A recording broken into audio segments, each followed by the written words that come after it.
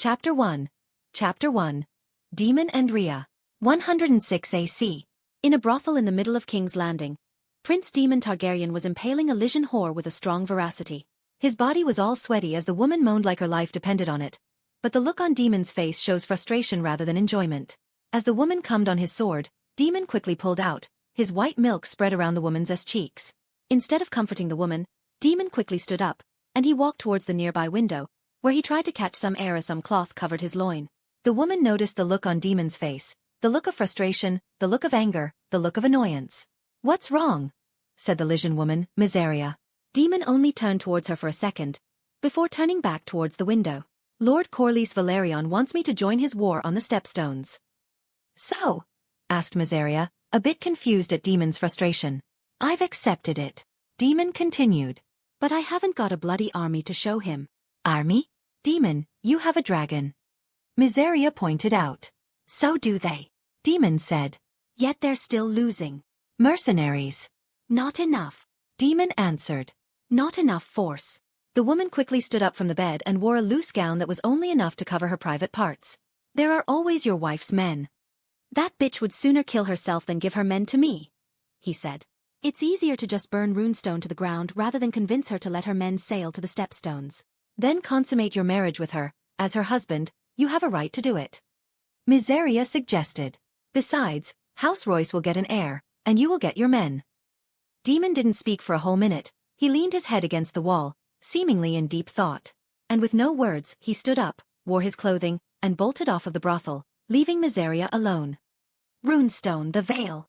Caraxes let out a bloody screech as he landed in front of the castle, scaring the wary soldiers that guard the walls of Runestone. Daemon Targaryen jumped off of Caraxes' back, fully wearing the Targaryen red and black robe, with a quiet smirk on his face. On the opposite side, a woman walked through the gate of Runestone, wearing a runed bronze armor. She had a displeased expression when she saw the dragon landed on the land, and an even darker face when she saw whose dragon it belonged to. She stopped in front of the dragon. Caraxes growled at her as Daemon tried to calm the blood worm. "What are you doing here, dear husband?" said the woman Rhea Royce with a tone of mockery. "Did your brother banish you from King's Landing again? Or are you simply here because you miss the sheep?" Daemon kept silent, but Caraxes cannot hide the true feelings of the rogue prince. The red dragon roared viciously at Rhea, the guards behind her unsheathed their swords and pulled their bow strings, seemingly ready for battle, yet Rhea looked calm, not disturbed by it at all. Once again, Daemon calmed Caraxes down, and he turned towards Rhea with a smirk. "I want your men. We are losing the war on the Stepstones, and I am planning on aiding Lord Corlys Velaryon." Rhea raised her brow, surprised by what she heard. "And why would I do that? You give me men, and I will give you freedom." Rhea just sneered at Daemon's words. "You have tried that hundreds of times, yet here we are." Daemon chuckled softly as he patted Caraxes' head. "Then you give me men, and I will give you an heir." Rhea laughed even more loudly when she heard that. "You cannot even finish, yet you promised me an heir?" Daemon's smile dropped when he heard it. He walks towards Rhea. The guards behind the lady grow more anxious as they see Daemon put his hand on the hilt of Dark Sister. When Daemon stood just right in front of Rhea, he grabbed her face, forcing her to stare at his violet eyes. Rhea looked unimpressed. Instead, she spat on Daemon, making him release the grip on his face. When he wiped the saliva on his face, he unsheathed Dark Sister and pointed the Valyrian sword at her. The guards behind her are on high alert, but again, Rhea seemed unimpressed. "You can't kill me, dear husband," said Rhea, venom-laced in her words. Daemon looked at her up and down, seemingly checking her out. "Let us just consummate the marriage and be done with it. You give me your men, so they could join me and my mercenaries to the Stepstones, and I will give you an heir. On that, you have my word." "And what happens after the war?" asked Rhea, seemingly thinking about it. "I will send your men back, or what's left of them anyways." Daemon murmured. "If you have a son, name him Maegor, he will keep the Targaryen name, and if you have a daughter, you can give her the Royce name, you can name her yourself." "You sound confident that you will impregnate me," Rhea jabbed. "Will you take it or not?" Daemon said, getting impatient. Rhea thought about it for a moment. "Fine. We are trapped in this relationship anyway. At least we need to get what we want in this. Let us try this again, and I just hope that you can finish as soon as you can." Daemon stared at her eyes for a few seconds, before sheathing his Dark Sister. Rhea turned away from him, and Daemon followed suit, entering Runestone. 7 months later. Daemon now stood on the beach near Runestone, where many ships had been beached in preparation of the journey to the Stepstones. The banner of House Royce and House Targaryen waver in each of the ships, and the men of Runestone were stocking the ships with supplies and weapons. Rhea looked at Daemon dead in the eyes as she caressed her bulging stomach, her face showing no expression whatsoever. "I am honestly still surprised that you finished," jabbed Rhea as usual. "I'm surprised myself," said Daemon. "Considering who I'm fucking." Rhea didn't say anything at the retort, she just stared at the ships behind Daemon, her men walking through the beaches, and the banners that waved around on it. "You fulfilled your end of the deal, now it's time to do mine." "We haven't discussed the child's line," Daemon pointed out. "The child will bear the name of House Royce." Rhea answered. "I am the child's father, he will bear my house name." Daemon insisted. Rhea frowned. "You promised." "I only promised if the child is a girl," Daemon said. Rhea clenched her fist. "If it's a boy, once he succeeds me, he will bear the name of House Royce." Daemon made a low chuckle as he turned his gaze towards the south, the direction of King's Landing. "Fine. But he will not get a dragon's egg besides his cradle." "There are other methods of getting a dragon," said Rhea calmly. Daemon looked at Rhea's bulging belly. "We will talk more about that once the war has been won." Rhea raised her brow. "I thought you wouldn't come to Runestone anymore?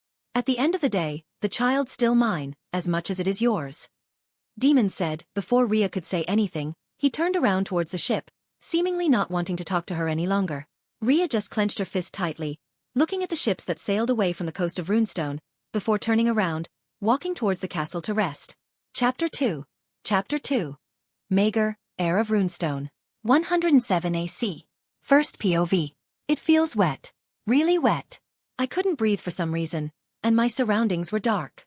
While it's faint, I could hear screaming from the outside of where I am. What the fuck is happening right now? Am I dead? I should be. I made sure of that for fuck's sake. Don't tell me. I survived. Shit, now I'll be living as a fucking cripple. As I was in my own thoughts, I could hear the sound of the screaming becoming much louder. It sounds like a woman's scream. Where the hell am I? A torture chamber or something? Suddenly, I could feel the walls around me getting thinner and thinner, and I could feel my head coming out of this place.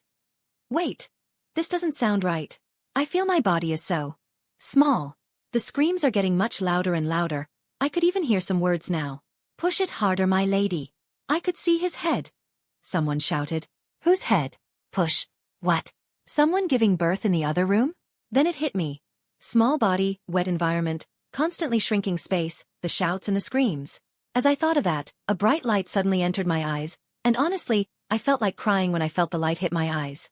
I held it off, of course. I ain't a crybaby, but instead I tried to cover my eyes using my hands, and when I saw my hands, it confirmed my thoughts. I've been reborn. Well, shit. Is something wrong with him? A weak voice suddenly said. It was the woman who was screaming earlier. He's not crying. Check on his condition. He is fine, my lady, said the woman who was holding my body right now. I think you should give him a name. Isn't it Maegor? A man's voice could be heard from the corner. My dad, maybe? That is his Targaryen name, said my mother. Wait, what? Targaryen? Oh, no. When he becomes a Royce, he will be called Andar of House Royce. Andar Royce?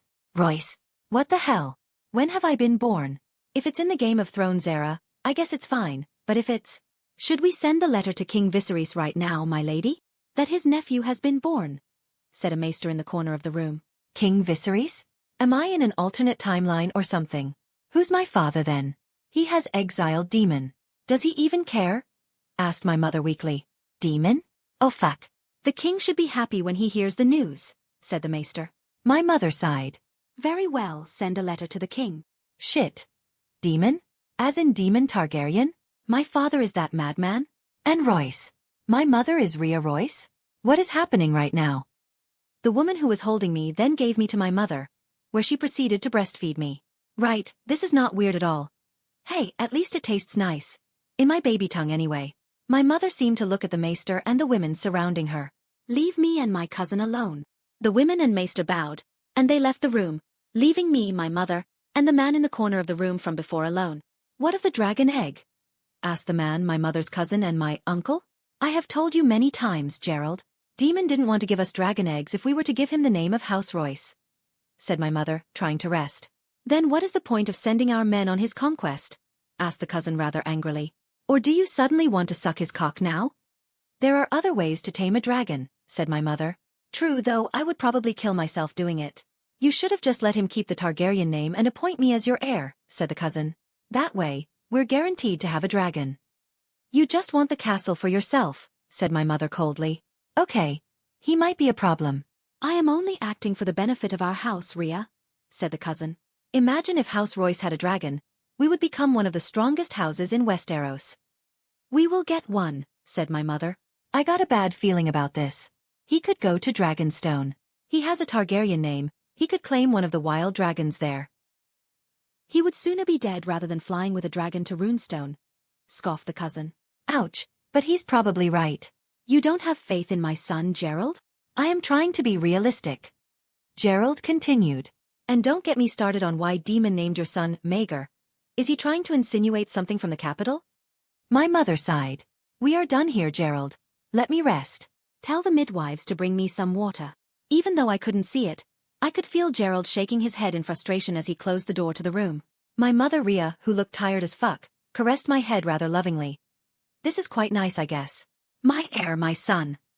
She whispered to me. You're going to make our house proud. You're going to make me proud. I just know it. I just wish that I will live to see what you will do in the future. Mom, please, don't set up a flag. I killed myself because I didn't want to live anymore. Not because I was bored. Fuck. Let's just see how this goes. Third POV. Red Keep, King's Landing.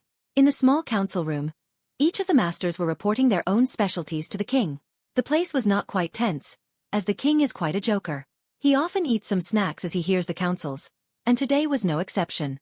Suddenly, the room of the small council opened. It was a man that wore a bronze armor, carved with ancient runes. The king was confused. Then he frowned as he realized where the man was from. King Viserys dropped his snack to the plate and sighed tiredly. What has my brother done to you now? The man bowed to the council. Your Grace, my lords, I am here today as a messenger from Runestone. Speak your mind, Sir Gerald, said the hand of the king Otto Hightower. What news have you brought for the king from the Vale? Gerald cleared his throat, pulling out a scroll from his pocket. He opened it in front of the king and the council, and read the content of the message. It is with great pleasure that I announce the birth of my son, Maegor Targaryen, son of Prince Daemon Targaryen and Lady Rhea Royce, heir of Runestone. As per tradition, I plead to the king to send a tutor to Runestone for the education of my son on the ways of old Valyria. Rhea of House Royce, Lady of Runestone. The council turned silent for a moment, as the old men in the room were still digesting the information they just got. The king even looked gobsmacked at the news, and he tried to force a smile. That is great news, Sir Gerald, said the king kindly. But, I must ask, why have I never heard of the pregnancy of Lady Rhea? It was the first question that popped in the king's head. Never mind the fact that Daemon named his son Maegor. Never mind the fact that Daemon had a son with his estranged wife. Never mind the fact that the boy will eventually inherit Runestone. Your Grace, to my knowledge, Prince Daemon had confirmed that he had sent a letter to the capital about the pregnancy, said Sir Gerald awkwardly. Ah. King Viserys cleared his throat. The raven must have been lost on the way. The king didn't believe what he said at all. Your Grace, Otto Hightower interrupted calmly. I believe there are more immediate concerns to ask. Right. Viserys nodded. And what of the dragon eggs? Daemon has not given the boy any eggs. There's an agreement between Prince Daemon and my cousin, Your Grace. Sir Gerald bowed nervously. That Maegor will take the name of House Royce once he inherits Runestone, the prince agreed, on the condition that the boy would not be given an egg besides his cradle. The king was even more surprised. My brother would do that? Sir Gerald chuckled awkwardly. I was surprised myself, Your Grace. But I believe he will keep his word. Viserys went into deep thought. Have you informed Daemon about my nephew's birth? A raven has been sent, Your Grace. Gerald nodded. Good. Viserys humped. Then Sir Gerald, I believe congratulations are in order. I admit, I was surprised about this news. I thought the hope of my brother siring a child has been lost. Thank you, Your Grace. Gerald humbled. While it's a pity that Maegor will change his name once he inherits Runestone, I think it is proper, as my nephew and a Targaryen by blood, that he still has his rights on claiming a dragon on his own. Therefore, I shall send a dragon keeper to Runestone, to teach him the ways of training a dragon, and to teach him the Valyrian language. Otto clenched his seat, seemingly bothered by the decision. Your Grace. Later, Otto, said Viserys with a smile. Sir Gerald then bowed towards everyone. I thank you for your generosity, Your Grace. Viserys just nodded. You may leave, Sir Gerald. Sir Gerald then left the council room with a smile, and all the while, the members of the council were worried about many things about the news. Your Grace, I think that it is a grave mistake that you allow the boy to tame a dragon, said Lord Lionel Strong calmly. He is to inherit Runestone and change his name to House Royce. A non-Valyrian house that owns a dragon will destabilize the kingdom, and the spread of power would be uneven. All of the other houses would be envious and bear a hatred towards the crown for playing favorites. I implore you to not do this. He is my nephew and my brother's son. Viserys pointed out. He is of Targaryen, so once he inherits Runestone, House Royce will be of Valyrian blood. There is no envy anymore, Lord Lionel. Your Grace, I agree with Lord Strong, said Otto. In the future, it might cause some problems. When a Targaryen daughter marries outside of the family, that family will ask for the right to have a dragon. Not to mention, the Arryn of the Vale will not be happy, as they do not get the right to do that. It is Daemon's agreement with his wife. Viserys continued, a bit annoyed. Are you not happy that my brother finally consummated the marriage? After years and years of requests and demands from him to annul the damned agreement? In the crown's eyes, he will always be a Targaryen, and I will welcome my nephew to the Red Keep once he is of age as a Targaryen. Your Grace. Enough, said Viserys sternly. I do not want any more conflict with my brother. Let him be. Let him raise his son as he planned it. Then I want to question why the prince had named the boy Maegor, Your Grace, asked the Master of Ships, Jason Lannister. Why name the boy the name of a tyrant? Daemon must have had his reasons, said Viserys, not convinced of his own words. I believe he wants to challenge your rule, Your Grace, said Otto. No one in the right mind would name their own child the same name as Maegor the Cruel. Are you saying that my brother wants to overthrow me? Scoffed Viserys. You do realize all this, the way he hides Lady Rhea's pregnancy, the way he arranged that agreement, the way he named his son, is to stir up chaos in here? Isn't that all he always did? To rile up you, Lord Otto? Otto Hightower didn't say anything, he lowered his head, seemingly giving up.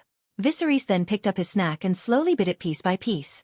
Enough of this, let us continue the council. And the council continued, all the while, the young Rhaenyra Targaryen froze in the corner of the room, hearing that Daemon had a son. Chapter 3. Daily Affairs in Runestone. 113 AC. First POV. It's been years since I was born into this world. I've discovered some things at least. I was born in 107 AC. A year after King Viserys, I remarried to Alicent Hightower. My father, Daemon Targaryen, is waging war in the Stepstones, bringing mercenaries from the Crownlands and House Royce's knights. I hear from the maesters that they are winning, and if things progress like it did right now, it would only be a couple of years more until victory. I have silvery blonde hair and violet eyes, but the maester seemed convinced that I will grow up to be a bulky man, just like my namesake, Maegor. Honestly, it's scary. From the Fire and Blood book, Maegor is a fucking cunt, and I kinda hated Daemon for naming me that, and I bet a lot of lords in the kingdom didn't like my name as well. Honestly, when I turned 3 years old, I almost convinced myself to jump out the window again. I don't want to live anymore. That's the reason that I killed myself in my last life. I don't want to feel the burden of life. I just want to live freely with no restriction, or not live at all.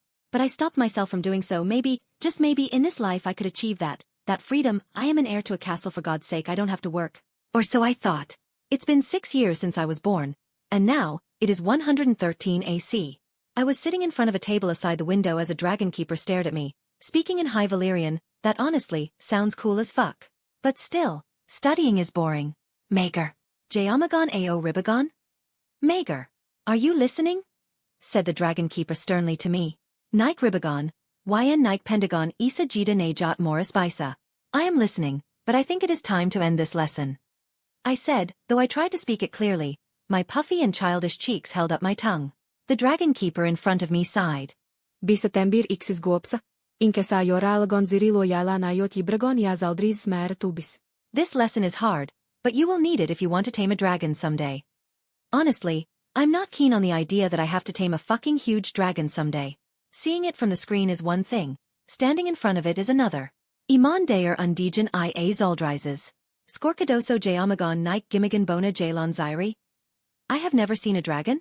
How would I know that I want it? I said carelessly. The dragon keeper frowned. Ia Zaldrizes Ixis Hen Kustikane. Dairis Kessa Genagon Ao Lo Emamir. A dragon is a symbol of power. No one will bother you when you have one. No one will bother me, ha. Ixen Hen Lenteer Royce. Tolvis Kessa Genagon Nike Lo Iman Ia Zoldrizes. I will be of House Royce. Everyone will bother me if I have a dragon.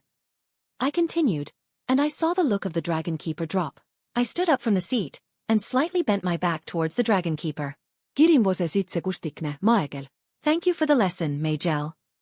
After that, I walked towards the exit of the room, intending to go to the next lesson. But before I could go, I heard a couple of sentences from the back. Costasagon ia Targaryen seia Royce Rekeskadoso Jida. Wyan Skorkadoso ao Jaamagon si brosi ixis isiao ha ondos. You can be a Targaryen and a Royce at the same time. How you will keep the name is up to you. I didn't stop. I just opened the door and closed it again, before walking to the next room I was supposed to be in. What a bunch of bullshit. I was supposed to die. I was supposed to be surrounded by the darkness, unable to feel anything anymore and be free. Yet here I am in Westeros, in this god-forsaken world, carrying the name of Targaryen, yet I will inherit Runestone as a Royce. I can even see what's going on here. The king sent a bloody dragon keeper to Runestone to teach me Valyrian and how to handle a dragon, so that means I'm allowed to take a dragon, or rather, I'm expected to take a dragon. The king's late wife, Emma Arryn, the Baratheons, and the other houses that married a Targaryen weren't granted the privilege. My situation is a weird one. I am a Targaryen, yet in the future, I will be a Royce. I entered another room where my mother sat besides the window. Once she saw me enter, she had a faint smile on her face, before gesturing her hands to the seat in front of her, asking me to sit down. I of course sat down, and my mother asked a question. Andar, how was the lesson with Majel? It is fine, mother, I said calmly. He's forceful as always. Well, be patient. Learning a language is hard, said mother, standing up and walking towards a shelf nearby. He is not only teaching me Valyrian, mother. He's also teaching me how to tame a dragon. Well, that is his job, mother hummed. One day, you will ride a dragon. What if I don't want to? I mumbled. Dragons are huge. I doubt I could tame one of the wild dragons. Taming a dragon is not a one-time thing, Andar, said mother as she took a big-ass book from the shelf. It's a long process. And with each step, I will lose a limb. I scoffed, making my mother chuckle. For a boy who is only in his 6th name day, you sure have a sharp tongue, said mother in amusement, dropping the thick book in front of me. What is this? I asked. Now, I will teach you how to write and read runes, she smiled. We, as the line of the Royce, will need to keep this tradition. Does it have magical power? I questioned curiously. Who knows, might be that would be cool. If you believe it, said mother mysteriously. Great. We're speaking in riddles now. Now let's start. And so my daily affairs in Runestone continued, with the same boring old routine, and the same boring lessons. A few minutes later. Okay, write this, said mother to me, pointing at a runic word on the book. What does it mean? I asked nonchalantly. It means light. Try writing it. And so I did. I wrote the rune. It was. But once I was done writing it, a burst of light suddenly appeared from the parchment, burning it instantly. The room froze for a couple of seconds, with my mother's face full of shock, as well as probably my face as well. Mother, is that supposed to happen? I questioned nervously. No, my child, that is not supposed to happen. Mother gulped. She turned towards the books again, and pointed at another word. Try this. It means water. I took another parchment, and wrote the runic words. And lo and behold, the parchment turned to water, soaking the entire table. Mother quickly takes the book in front of me from the table, so it won't be wet, but her face is still in shock. She put the book to the shelf, and walked up to me, running her hands all over my body. Andar, do you feel okay? She asked in worry. I am fine, mother. A bit weirded out and confused about what's happening, but fine. Mother turned her gaze towards the door, and quickly rushed towards it to lock it. She then turned to me. Don't tell anyone about this, do you understand? Mother, I am confused. Promise me, Andar. Don't tell anyone. Not even your uncle. Not even servants. Do you understand? Yes. I murmured. Mother, did I just do magic? You did, child. Mother nodded. We will change our lesson time during the night, all right? All right, mother. Good. Mother nodded. In the meantime, don't write any runes for now, and go to the maester to check up on your condition. Maybe using magic will take a sacrifice from your body. What? What the hell is this? Ah, come on, man. I don't want all this. I just want to let go and not be disturbed. Why did I get this weird sacrificial magic? Ah, fuck, let's just not use it then. But I kinda want to now. Finally, some interesting stuff. 1 year later.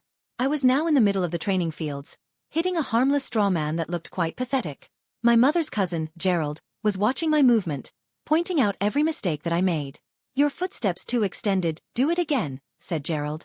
It went for hours. He pointed out every little mistake that I made. Some of them were even harmless ones, which really annoys me. "Again. Swing harder," he shouted, and I just lost it. I dropped the sword from my hand and glared at Gerald. "Did I tell you to stop?" he asked with a stern voice.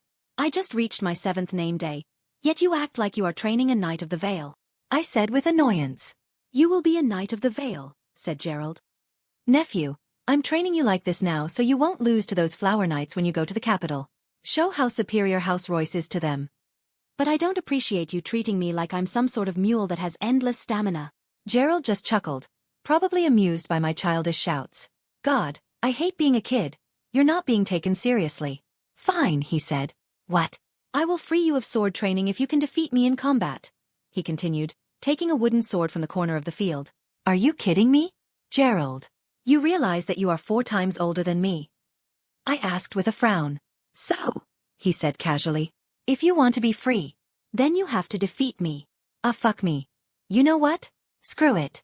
If it means I don't have to hit fucking straw men every afternoon for a couple of weeks, then it's worth it. I took my wooden sword that was on the ground and got into a stance. "Come. Hit me if you can," Gerald taunted. I never noticed it, but when I'm focused, I can almost feel anything. The movement in front of me seems to slow down, the smell around me seems to strengthen, my eyes feel like they can see farther than ever before, and my body becomes easy to control. I saw a sudden twitch from Gerald's sword, and I moved.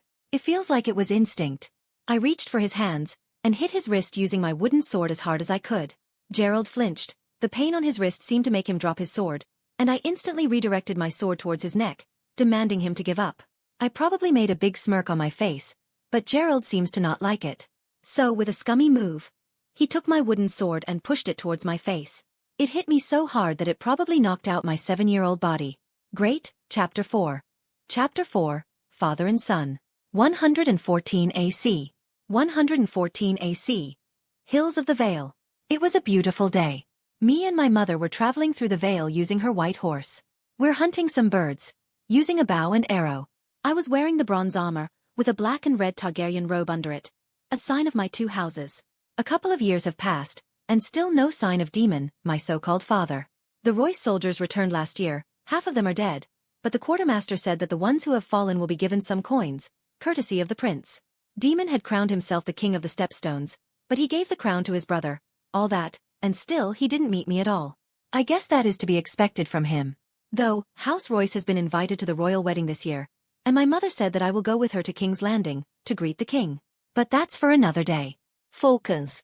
Andar. Try to find some birds to hunt. My mother said behind me, training me to hunt. I looked around, and I used my abnormally good vision to spot a puffin at the hill in front of us, just laying around, doing nothing. There. I pointed. Where? My mother asked in confusion, as she can't see it from this distance.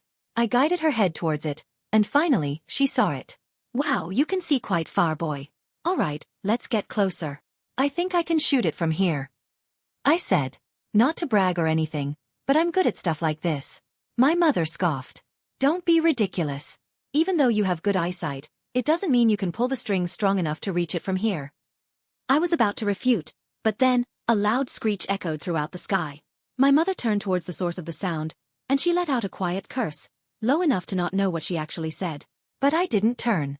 Instead, I pulled my bow strings as the puffin flew away towards us, and shot the damn bird right in its heart, and the bird dropped just right in front of us.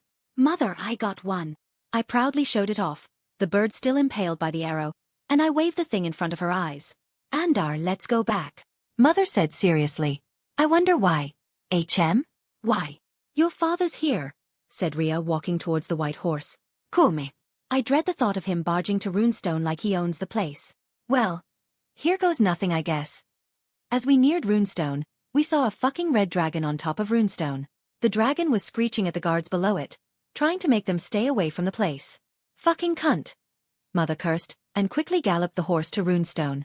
When we arrived at the gate, Mother told the guards to stay away from the castle, and us alone will approach it.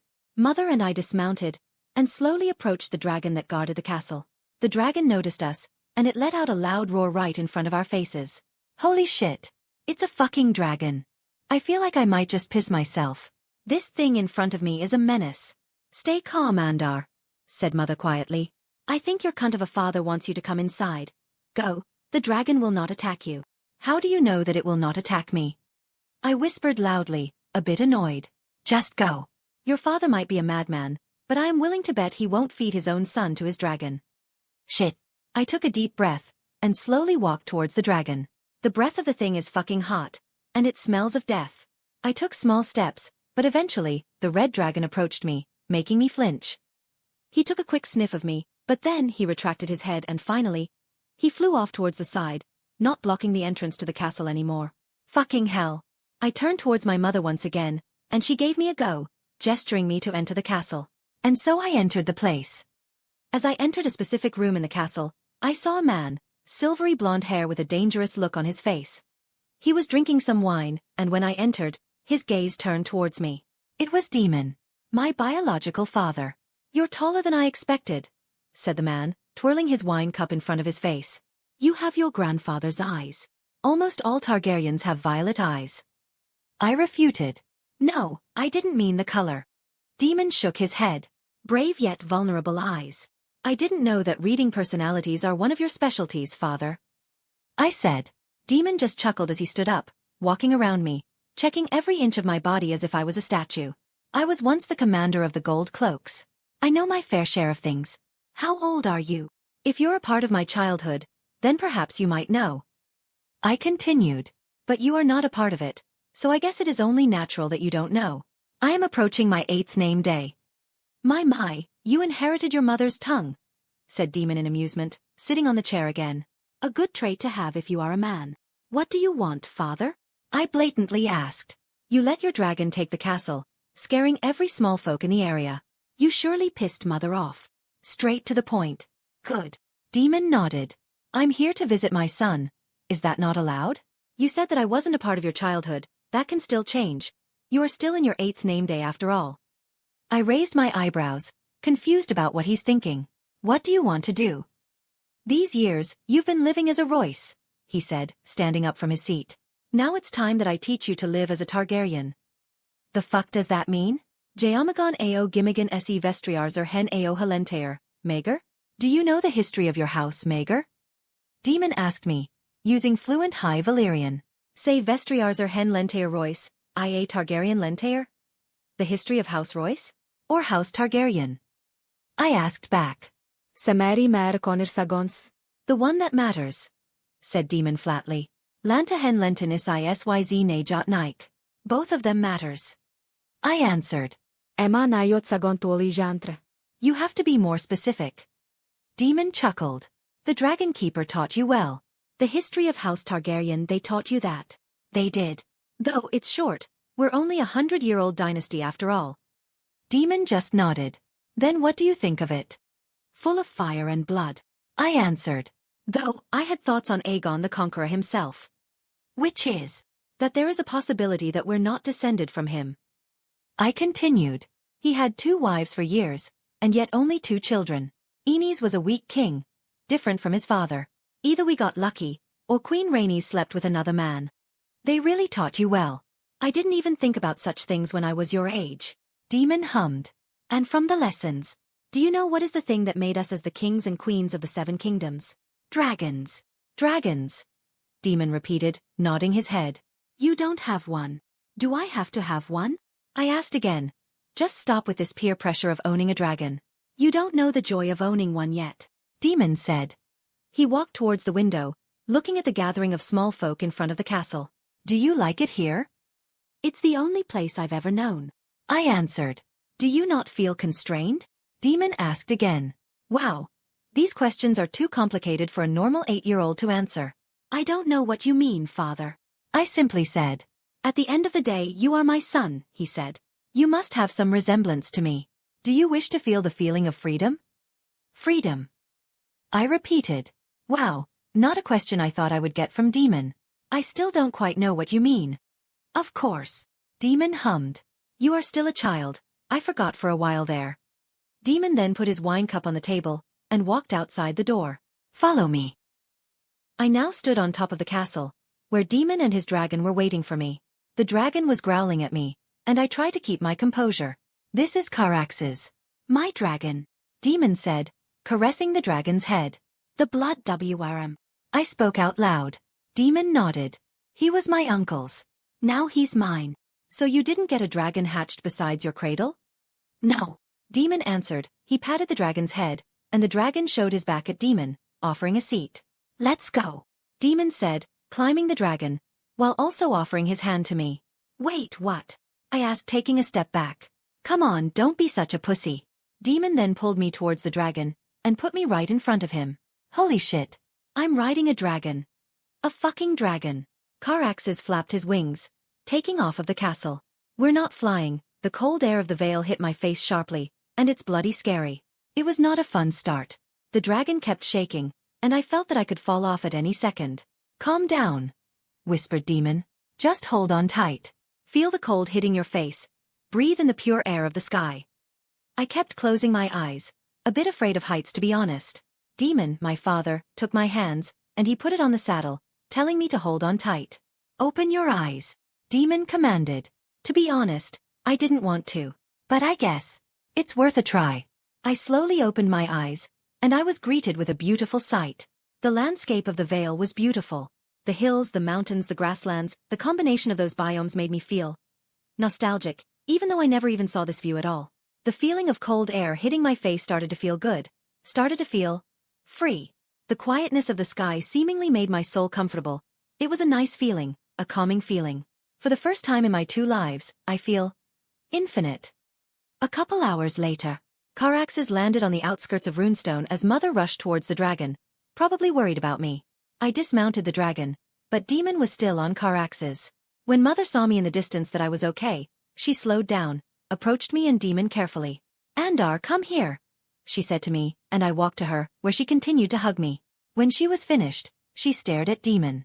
"Husband, you look the same after all these years. Maybe even fatter," Daemon commented. "And you're a cunt, as always," Mother scoffed. Daemon turned towards the guards. He looked at them up and down. "How are the men? They fought bravely in the war." "They are fine, my prince," said a guard. "The family of the deceased have received their money as well." "Good." Daemon quickly turned to Rhea. "I will bring him to Dragonstone. Tell your servants to pack his things. Preferably bring proper clothing." "Why Dragonstone?" Mother frowned. Daemon didn't straightforwardly answer. "We'll see you at my niece's wedding. Pack his things quickly. I'll be waiting here." "You've been exiled, Daemon," Mother pointed out. "My brother wouldn't mind," Daemon continued. "Just pack his things. You will get what you want when he comes back." Mother frowned deeply at his words. I don't even know what he's talking about, to be honest. "Fine," said Mother, turning around. "Come, we'll pack your things, Andar." Honestly, it was a great day. The feeling of riding a dragon. It's addicting, exhilarating, and I want more, the feeling of freedom. Perhaps it isn't so bad living a second life after all. Chapter 5. Chapter 5. Dragonstone. 115 AC. As we flew across the Blackwater Bay, towards Dragonstone, I felt the same addicting feeling. The coldness of the air hitting my warm skin, the quietness of the sky. I hope this never gets old. Caraxes landed on top of the Sea Dragon Tower, alerting the maester that resides there. The maester of Dragonstone, Gerardries, peeked from the window, confused on what shook the tower he resides in. When he saw the dragon, he flinched, making my father smirk at his reaction. I admit, it's quite funny. Caraxes then took off again, before landing on a training field. Me and Daemon jumped from the red dragon, and were welcomed by the guards of Dragonstone. Though, they didn't look friendly. "Your Grace," bowed a guard. "We were not informed by your arrival. Do I have to report every time I visit Dragonstone?" Daemon scoffed. "With all due respect, Your Grace, your actions in the past. Well, I am here now, you can't stop me from staying here." Daemon quickly cut the guard off. He then turned towards me, and pushed me towards the guard. "This is Maegor, my son. Ask a servant to guide him to a room." The guard eyed me for a second, before bowing. "As you command, Your Grace." And so, my stay at Dragonstone began. Third POV. An entourage of ships were traveling through the Blackwater Bay, heading towards King's Landing. It was the royal fleet, bringing Rhaenyra Targaryen, as she had just been betrothed to Laenor Velaryon. The ravens had been sent all across Westeros about the date of the royal wedding weeks earlier, and it is now time to get back to King's Landing to prepare. Meanwhile, the king, who also traveled to Driftmark, was sitting in his room inside the ship, his face pale and sweaty because of seasickness. "You should rest, your grace," said the hand of the king, Lionel Strong. "We're nearing King's Landing." "I can't bloody rest in this condition," said the king, trying to stand up. "Let's go outside, I need some air." "Your grace." Before the king could go outside, however, a knock from the door came. Lionel turned towards the door, and allowed whoever was besides that door to enter. When the door opened, a soldier entered, holding a piece of paper. "Your grace, I bring a message from Dragonstone." "Dragonstone?" Viserys asked, confused. "Did something happen while I was away from the Red Keep?" "No, your grace, it's just Prince Daemon has come to Dragonstone," said the soldier. "Is that all?" Viserys questioned. "It's his right to go to Dragonstone. Why must they need to report it to me?" "He also brought his son, your grace," said the soldier again, making Viserys raise his eyebrow. "Maegor is in Dragonstone?" Viserys tried to confirm. "Yes, your grace. And the prince had sent a letter to you." The soldier continued, giving the piece of paper to the hand of the king. "Give me that," said Viserys, asking the letter from the hand, and of course, Lord Hand gave him the piece of paper. Viserys opened the scroll, and read the content inside.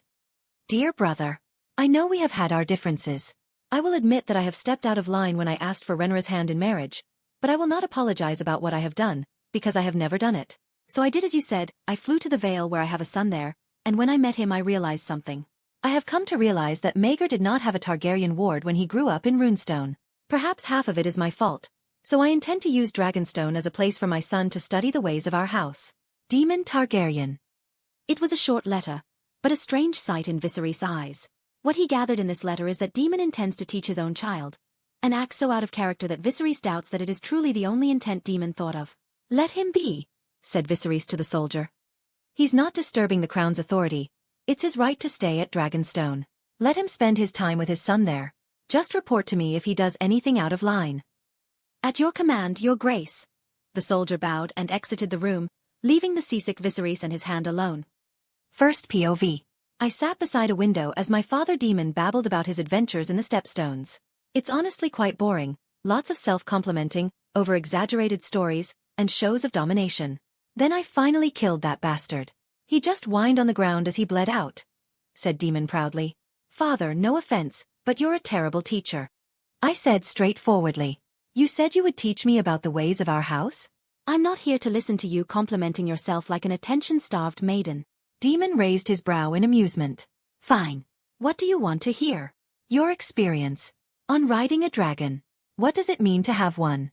What does it imply? How does it affect me?" Daemon leaned against the side of the window, watching as the servants walked through the yard. "Your dragon is your reflection on who you truly are, Maegor," said Daemon. "When Aegon rode Balerion, the dragon became a war machine, a tool for conquering. When Maegor the Cruel rode Balerion, the dragon became a symbol of fear. Balerion is a dragon for war and fear-mongering. Though I suppose all of that crumbled when my brother claimed the Black Dread. But Balerion was already old and frail when the king claimed him, right?" "True," Daemon hummed. "Princess Rhea, the one who started the tradition of giving a Targaryen babe an egg besides his or her cradle, wrote that your bond with your dragon strengthens you, and the other way around." "Meaning?" "When Princess Rhea was a child, she was a shy girl, but when she claimed Dreamfire, she became almost fearless." "Well, I would stop becoming shy too if I had a weapon of mass destruction behind my back." I jabbed. "You always had your way with words, boys," said Daemon with a raised brow. "It's important to know that the dragon chooses you, not the other way around." "What about you and Carax's? Something in your bond affect you in any way?" "I can feel Carax's feeling," said Daemon. "Wow, I didn't know that. When I was injured he felt it.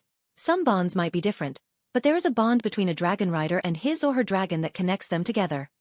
"A bond that connects them together, huh?" I stared at the sight of the dragonstone behind the window, pondering about what it feels like to have a dragon. I admit, I kinda want a dragon now. Chapter 6. Chapter 6. To Tame a Dragon. 115 AC. On the training field, my father and I were facing each other. Father was pointing his sword Dark Sister at me. I merely took a stance, a normal steel sword in my hands. I carefully circled around Daemon, trying to find the right time to strike. When I saw Daemon was distracted by something from behind me, I quickly rushed towards him. The movements around me slowed, I could feel the wind current, I could hear Daemon's heartbeat, I could hear the sound of sweat dropping from my cheeks. Daemon moved. He twitched his sword towards me as I tried to dodge his swing. It was almost me as the Valyrian steel sword grazed my bronze armor, and I quickly tried to slash Daemon's hand. All of that crumbled however as Daemon grabbed the sword using his hand. He had smittens on, and he pulled my sword from my grasp, before throwing it. "You have good instincts," said Daemon in approval. "Too good for your age perhaps. It's just that you're limited by your small and undeveloped body." "I am only on my 8th name day," I stated. "I know. It's quite strange for a boy like you to have such skills." Daemon frowned. "But good. You're learning quickly." "Thank you, father," I said non-committally. Daemon then stabbed Dark's sister towards the ground, before throwing away his smittens. "I think you're ready." "What?" I asked. "Ready for what?" Daemon cleaned his hand, and pulled Dark's sister again, before sheathing it to its scabbard. He didn't say anything to me, he just looked at me from top to bottom, before nodding again. "Follow me." "To where?" I asked again. "Just shut up for once and follow me," he said, turning around towards the castle. Seeing that I can't get an explanation, I just sigh, and follow father to the castle. We entered a room full of arts depicting dragons.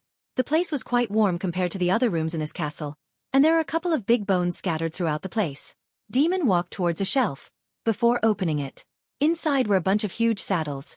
Too big for a horse. "Pick one," he said to me. "Dragon saddles?" I stated. "What? Why pick one?" "Because tomorrow, you're going to claim a dragon." "What?" I practically screamed. "Do you realize that I am just a mere child?" Lena Valerion was only in her 12th name day when she tamed Vhagar, the largest dragon alive today, said Daemon calmly. "Surely you can do better. You're a Targaryen by name right now. You must not lose to a Valerion." "I will be burned to death," I refuted. "You will not," Daemon insisted. "Now listen to what your father is saying. This is for your own good. Before we go to the wedding, you must claim a dragon." "Oh, I know what this is about," I chuckled.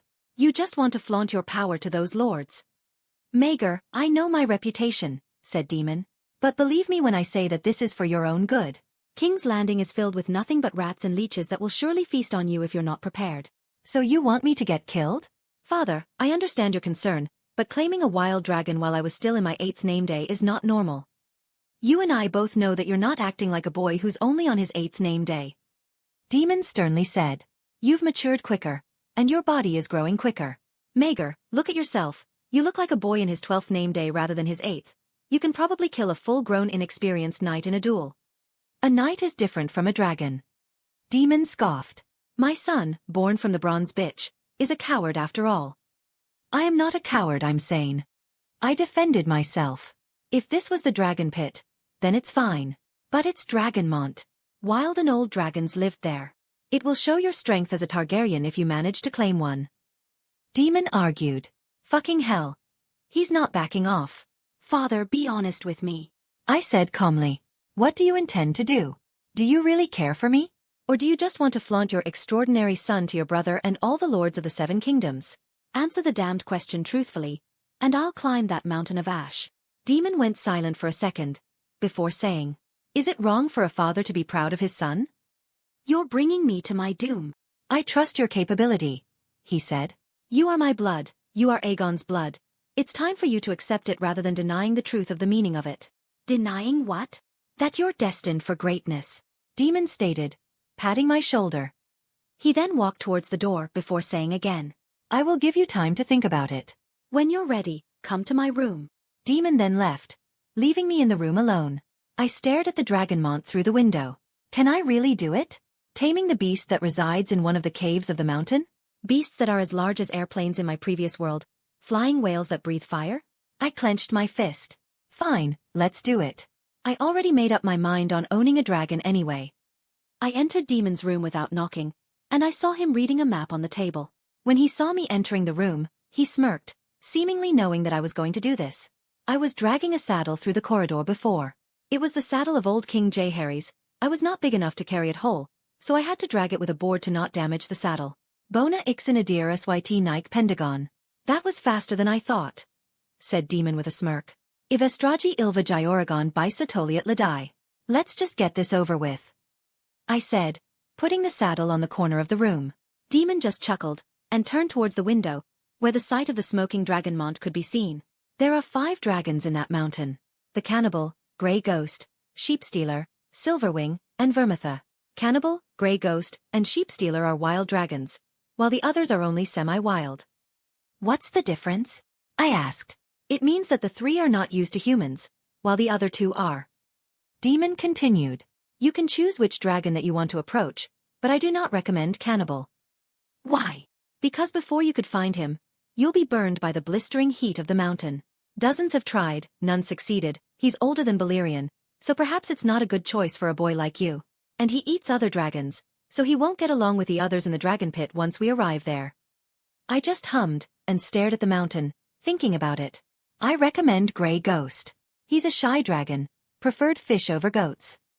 He's at the eastern side of the mountain. Wouldn't that be a problem if he's shy? I raised my brow. No. I know what dragon I'm choosing. Seems you know what you want. Demon nodded. Good, you should rest now. We will go first thing tomorrow morning. And so, a restless night began for me. I was anxious, scared, terrified even. But I guess it's a part of the experience, a part of the thrill. Something tells me that my life would change tomorrow, for the better, or for the worst. Chapter 7. Chapter 7. The Bronze Fury. 115 AC. The next day, Caraxes landed in front of the entrance of a giant ash cavern, where I hopped off of him. Demon stayed on the back of Caraxes, with the dragon seemingly anxious around the cavern. No, not anxious. Restless is more like it, as if he wants to fight. I should have known, said Demon with a sigh, that you will pick him over the rest. Bronze. The color of House Royce. I said straightforwardly. Demon hummed. Very poetic. I just laughed at his comment. I suppose it is. Though I guess I can find some similarities with you and your great-grandfather. And that is, that both of you want peace. Demon continued. The old king wants peace in his realm, while you want peace in yourself. I smiled at his comment. Then I suppose I chose the right one. We'll see, Demon said cryptically. I then grabbed the saddle that was hanging around Caraxes' neck, and started to bring it to the cavern. But then, Demon stopped me. Maegor, he called. I turned, but didn't say anything. Good luck, he said flatly. Trust in yourself. I nodded at his advice. Thank you, father. And so, I entered the cavern. The cave was blisteringly hot. I could already feel the sweat dripping from my forehead as I delved deeper into the cave. In my concentration, I could hear the loud snoring of dragons, the abnormal heartbeat of them, and the distinct smell of them. But then I noticed something. There were 2 heartbeats inside this cave. I froze at the thought of having to face 2 dragons at once. Shit, this smells like failure already. What the hell, let's just keep going. The worst thing to happen is just that I'll die. I kept dragging the saddles deeper into the cave as quietly as possible. It was silent as it can be, but in a disturbing way to me.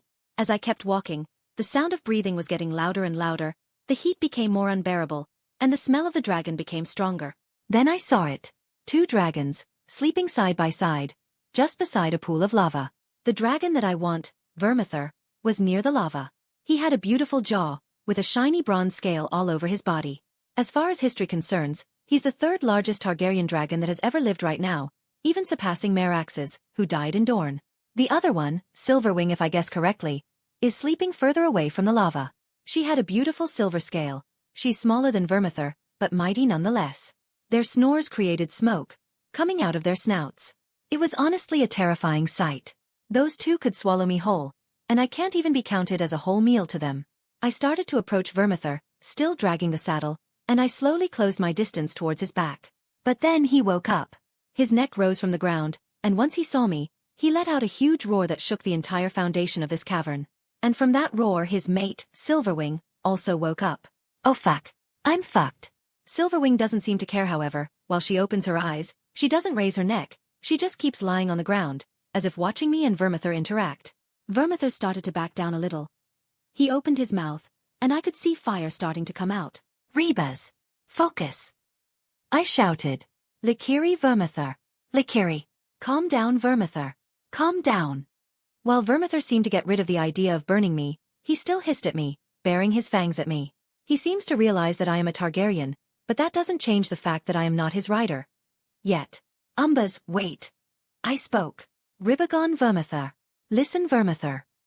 I slowly approached the dragon, but he seemed hesitant. Brosio Nuha Ixes Maegor Targaryen. Ixen Aoha Kipagiros Anagar. I am Maegor Targaryen, I am your rider's descendant. Vermithor kept growling at me, as if refusing to listen. Ixen Daer Jaeharis, se Kezan Dori Sagon. Inneke Pagon Hene, Lokos Sakon Irosana. I am not Jaeharis, and I will never be. But I ask of you to be my companion. Vermithor grew less hostile as I spoke, but it's still not enough. Kezan Daer Epigon Ao Najot Doharagon. Ixen Mary Epigon Ao Najot Sagon Ie Rakiros. I will not ask you to serve. I am asking you to accompany me in my life, so we can spend the rest of our time together. Vermithor retracted his neck, as if choosing to not be hostile. Ivestraji Ilva Sagon Re likes Henkiri. Let us be at peace together. The bronze dragon turned towards his mate, as if he was asking advice. Silverwing suddenly stood up from her sleep, making me flinch, but instead of attacking me, she roared at the cave itself, shaking the entire place.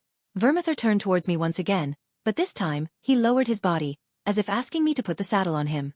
Holy shit. I fucking did it. I quickly put the saddle on his back though, it took a long time to tie it, as he was fucking huge. Once I am done, I quickly climbed to his back, sitting on the saddle. Vermithor then roared towards the ceiling, again, shaking the entire cavern. Soves. Vermithor. Fly, Vermithor. I said to him, and Vermithor sprinted out of the cavern, flapping his wing once again. As the light entered my eyesight again, Vermithor jumped from the cliff, spreading his bronze wings majestically. The force of the wings was so strong that I am just holding on to my dear life to stay on the damn saddle. Vermithor flew above Dragonstone, circling around it for a couple of times before heading towards the clouds. All this time, it was hard to stabilize. It's totally different when Daemon was riding with me. Now, I alone am the rider, and it's hard getting used to the wind force and the strength of the dragon itself. Vermithor passed through the clouds, making some of my clothing wet, but then, we stabilized, Vermithor flew flatly on the sky, and it was this kind of ride that I liked the most. I released my grip from the saddle as I enjoyed the cold wind passing through me. I spread my arms, as if I was pretending to have wings, and closed my eyes. For the first time it feels like I could feel Vermithor. He feels curious about me, yet at the same time, he felt like he has met me before. I could also feel that he felt what I felt right now, that I am enjoying the wind, the freedom of being in the sky, and he appreciates it. Suddenly, I heard another sound of flapping wings from the side. It was Silverwing, flying alongside me and Vermithor. These two dragons are old, but they seem to care about each other deeply. I remember about Vermithor's death in the books that Silverwing came to his corpse, that she nudged Vermithor's body 3 times to try to make Vermithor fly again to no avail. It's a sad story, one that I hope will not happen this time. Vermithor is my companion, as much as I am his. We will live our lives freely, and if anybody disturbs it, then they will taste the fire of the Bronze Fury. Chapter 8. Chapter 8. King's Landing. 115 AC. A couple of days later, I stood in front of a blurry mirror as servants surrounded me, dressing me up with a black and red Targaryen robe. It was cool, I guess. It was identical to the robe that my father usually wears, but then, I quickly realized something. Where the fuck is my bronze armor? Wait, what are you doing? I asked the servants, which made them flinch. Geez, am I that scary? Lord? Questioned the servant. Where's my bronze armor? I asked them. You are going to a wedding, Lord. It is not proper to. If you're a Royce, then it is. I sighed. Bring me the armor. All right away, Lord. The servants then scattered, retrieving the armor from the armory. I looked at myself in the mirror. God, I look so different from my previous life, and I don't look normal at all. I mean, I'm 8 years old, but I look 14 for fuck's sake. I hope I don't develop some big-ass muscles. That'll be a problem. Just be lean, please. The servants quickly came back with parts of my armor, and quickly equipped it, covering the chest area of the robe. So now, I have the runic armor, with black and red sleeves from the Targaryen robe. Looks decent, I guess. Thank you, you may go now. I said to the servants. All of them bowed, and exited the room. I walked towards the window, and my gaze turned towards the yard of the castle. I saw 3 dragons, a bronze, a silver, and a red one. The bronze was mine, Vermithor, the silver was Vermithor's, and the red one is my father's. From the distance, Caraxes seems smaller than the other 2, but the veracity of it can't be underestimated. I could see the blood Wyrm getting restless as he was surrounded by 2 big dragons. If I had to guess, Vermithor is 70 to 80% bigger than Caraxes, which is a bit weird, considering Caraxes is demons, and Daemon is my father. Is like having a bigger dick than your father. Wait, what? Stop, don't think about that. Oh well, time to go. I walked towards the yard where the dragons and my father waited. Once Daemon saw me, he raised his brow a little. I thought I had commanded the servants to not give you the armor. Daemon commented. The armor stays. I insisted. It's for protection. We're going to a wedding, not a bloody war. Daemon scoffed as he climbed on Caraxes. You'd be surprised how violent weddings can be. I chuckled. You're just a child, how would you know? I don't, I said, caressing Vermithor's head, before patting his neck. I then climbed towards his back, positioning myself in a comfortable position on the saddle. I then turned towards Silverwing, who was watching me rather passively. You know, remind me why we have to bring her again? Vermithor and Silverwing are inseparable, said Daemon flatly. It's why she followed you when you took Vermithor. No, you just want to show off. I scoffed. Silverwing isn't yours, she just follows Vermithor around. Daemon countered. Don't get too arrogant now. Yeah, well, we need to find her a rider soon. Runestone definitely can't feed both of these beasts. They can hunt themselves. Good point, but still. Let's talk later. Daemon cut me off. We'll be late. I just sighed. Caraxes then took off from the yard, heading towards King's Landing. Vermithor. Soves. I said, and Vermithor flapped his gigantic bronze wings, taking off towards the capital.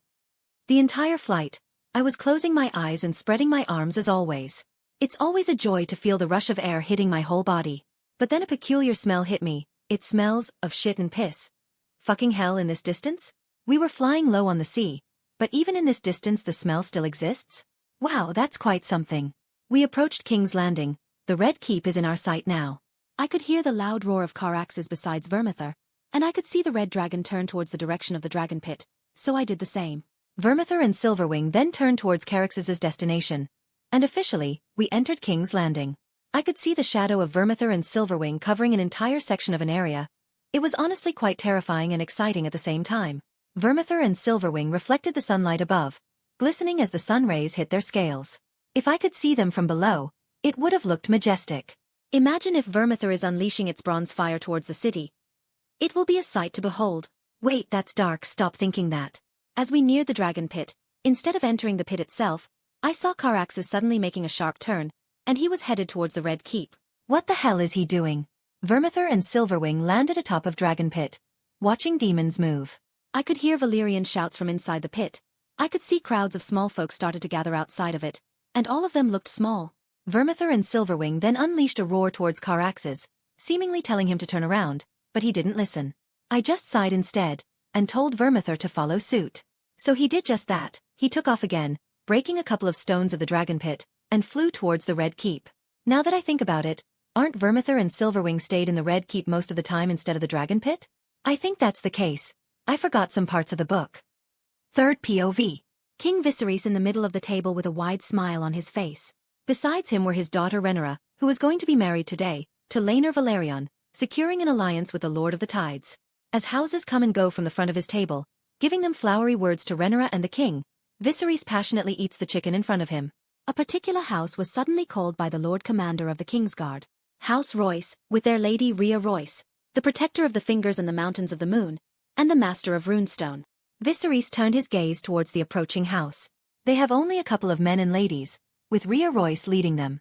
The family bowed in front of the king, before Rhea approached the king's table. Your Grace, greeted Rhea. Lady Rhea. Viserys smiled. I am happy that you are able to attend my daughter's wedding. It's my honor to attend your grace, said Rhea. She looked around the table, and saw no signs of her husband. Has the prince arrived yet? He hasn't. The king forced a smile. I heard he took Maegor to Dragonstone. Yes. He told me that he wants to teach Maegor the ways of House Targaryen. Rhea nodded. Suddenly, a Kingsguard approaches the king from the back. The Kingsguard bowed a little so the king could hear what he was saying. Your Grace. Prince Daemon has arrived with his dragon in the Red Keep yard, along with 2 other dragons. 2. Viserys frowned. The prince told us that it was Vermithor and Silverwing. He asks that the dragon keepers attend to the dragon in the Red Keep yard instead of the dragon pit. Viserys was even more confused. Why are my grandfather's and grandmother's dragons following him? It's Maegor's. Your Grace. What? Said the king rather loudly, making the other lords turn to him. The king just smiled at them, and continued to speak. Which one is his? Surely he doesn't bond with 2 dragons. I do not know, Your Grace, the Kingsguard said. Shall we tell them to go to the dragon pit? Visui's sight. No. Tell the dragon keepers to come to the Red Keep. I once heard Vermithor and Silverwing disliked the pit. As you command. The king's guard bowed and he left the king. Rhea naturally heard the conversation. And she was half mad about Daemon letting her son tame a dragon in his young age, but half happy that her son managed to do it. Viserys smiled at her. It seems that my brother and your son had just arrived, Lady Rhea. Rhea smiled. Yes. If you'll excuse me, your grace. Do you not want to sit with us? Said the king, standing up. It's kind of you to offer. But as you may now. Me and the prince isn't. Ah, I see. The king sighed. Very well. Enjoy the feast, Lady Rhea. I will, your grace. Rhea bowed, before walking towards her kin's table, where all kinds of food were served. Chapter 9. Chapter 9. A Royal Wedding. 115 AC. First POV. I walked through the quiet corridors of the Red Keep as Daemon was walking just right in front of me. No one was in the corridor, not even a heartbeat. It seems everyone is in the halls, either feasting or serving the ones who are feasting. My gaze turns towards the sword on Daemon's waist. Dark Sister was always a slim sword, originally made for a woman, but it doesn't mean it's useless if it's used by men. I mean, the idea of having a legendary sword like that is quite cool, but... Do you want it? Asked Daemon suddenly. What? Do you want the sword? Repeated Daemon. I didn't answer for a while. No, I think I will pass. Daemon hummed. Interesting. You refused a Valyrian sword. I can make my own sword. I continued. Once I'm older. I doubt it'll be as good as this one. I wouldn't be so sure of that. I said. Fire magic isn't the only type of magic, you know?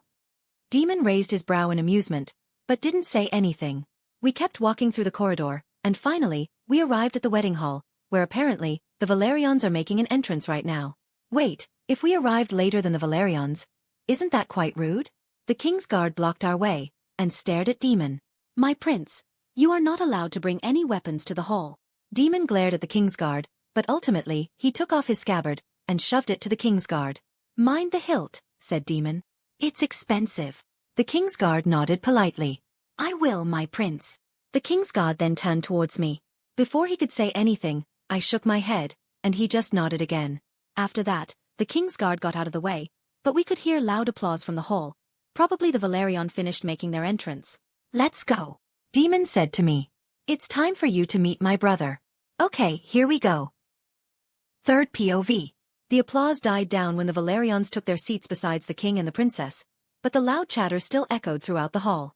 The guests were about to sit, as the future king consort's family had arrived, which means the feast would begin, but they stopped what they're doing once they heard footsteps from the door, and their gazes turned toward the source of the sound. Two individuals stepped down the stairs to the hall. One wore a black and red Targaryen robe, while the other wore the same thing, except that he has a bronze armor on top of the robe. When the guests saw who it was, the chatters turned to whispers, their gazes filled with disgust and annoyance, but the two individuals seemed to ignore it. It was Daemon and his son, Maegor. Aside from House Royce, nobody had ever seen Maegor, and this was their first time seeing him. While the boy was said to be on his 8th name day, he looked like he was on his 12th. Like any other Targaryens, he had silvery blonde hair and violet eyes. He trimmed his hair by the side, but the rest stayed long. Daemon and Maegor finally arrived in front of the king's table. The rogue prince had a wide smirk on his face. Your Grace, Princess. He greeted the king. Congratulations are in order. The king didn't speak. He just stood there, glaring at his younger brother as the lords and ladies of Westeros watched. Thank you for your kind words, uncle, said the princess besides the king, showing a facade. She turned towards Maegor, and continued her words. And this must be my cousin. Yes, said Daemon straightforwardly. Brother, I present to you your nephew, Maegor Targaryen, heir of Runestone. As soon as he spoke his name, the whispers behind loudened, the lords and ladies discussed the naming sense of the prince. Who on earth would name their son Maegor? Viserys raised a weak smile as he saw the nephew. I heard from my Kingsguard that you brought 2 dragons. Which one is yours? The Bronze Fury, your grace. Maegor spoke loudly, loud enough that the entire room heard him. Ah, your great-grandfather's dragon, said Viserys, nodding his head as he smiled. I do hope you become like him when you grow up. I will try to live up to your expectations. Maegor bowed politely. And what of Silverwing? Viserys asked again. No one has claimed her, your grace, answered Maegor. I am worried that if I bring Vermithor to Runestone, Silverwing would follow as well. It will disturb the lives of the small folk there. While they can hunt themselves, I cannot control who or what they are hunting. Silverwing is a docile dragon. I am sure she will not bring trouble to Runestone, Viserys said. The entire conversation was heard by the lords and ladies of Westeros. All of their eyes either turned towards the boy himself, or towards his mother, Lady Rhea. Meanwhile, the lady seemed calm, seemingly not bothered by the hungry gazes of the hyenas. The entire conversation was a bit awkward, as Daemon was banished from King's Landing a year before this wedding. Viserys then stared at his brother, a bit uncomfortable. The king was about to speak his mind, but suddenly, a particular woman entered the room. Alicent Hightower, who was wearing a beautiful green dress, walked slowly through the hall, towards the king's table. The entire time, people were looking at her, and everyone stood up as the queen entered the room. Viserys stared at her, gobsmacked by her choice of dress, yet he didn't say anything as always. The queen passed Maegor. She stared at the boy for a bit too long, her gaze full of curiosity and uncertainty. She walked towards her seat, didn't say anything to anyone. Instead, she kissed Viserys' cheek and sat down. The king scratched his jaw, seemingly feeling awkward in this situation. He then just turned towards the side and gestured to the servants to bring more seats on the table. And so the welcome ceremony began, with the king announcing that there will be 7 days and 7 nights of feasting, and a tourney to celebrate the wedding. First POV. While this is definitely not my first time attending a wedding, this is definitely the weirdest. First of all, I can see my mother getting approached by ladies all over the continent, all bearing their individual sigils. I tried to listen to their conversation. Apparently, all of them want to arrange a betrothal between me and their daughters. I guess having 2 dragons follow you around makes for an attractive husband candidate. Next is my father. He kept staring at the bloody bride weirdly. It's been about 30 minutes, and he hasn't taken her out of his sight. The princess was dancing on the floor with his betrothed, while I sat here at the table beside the hand of the king, Lord Lionel Strong, on the Targaryen side of it.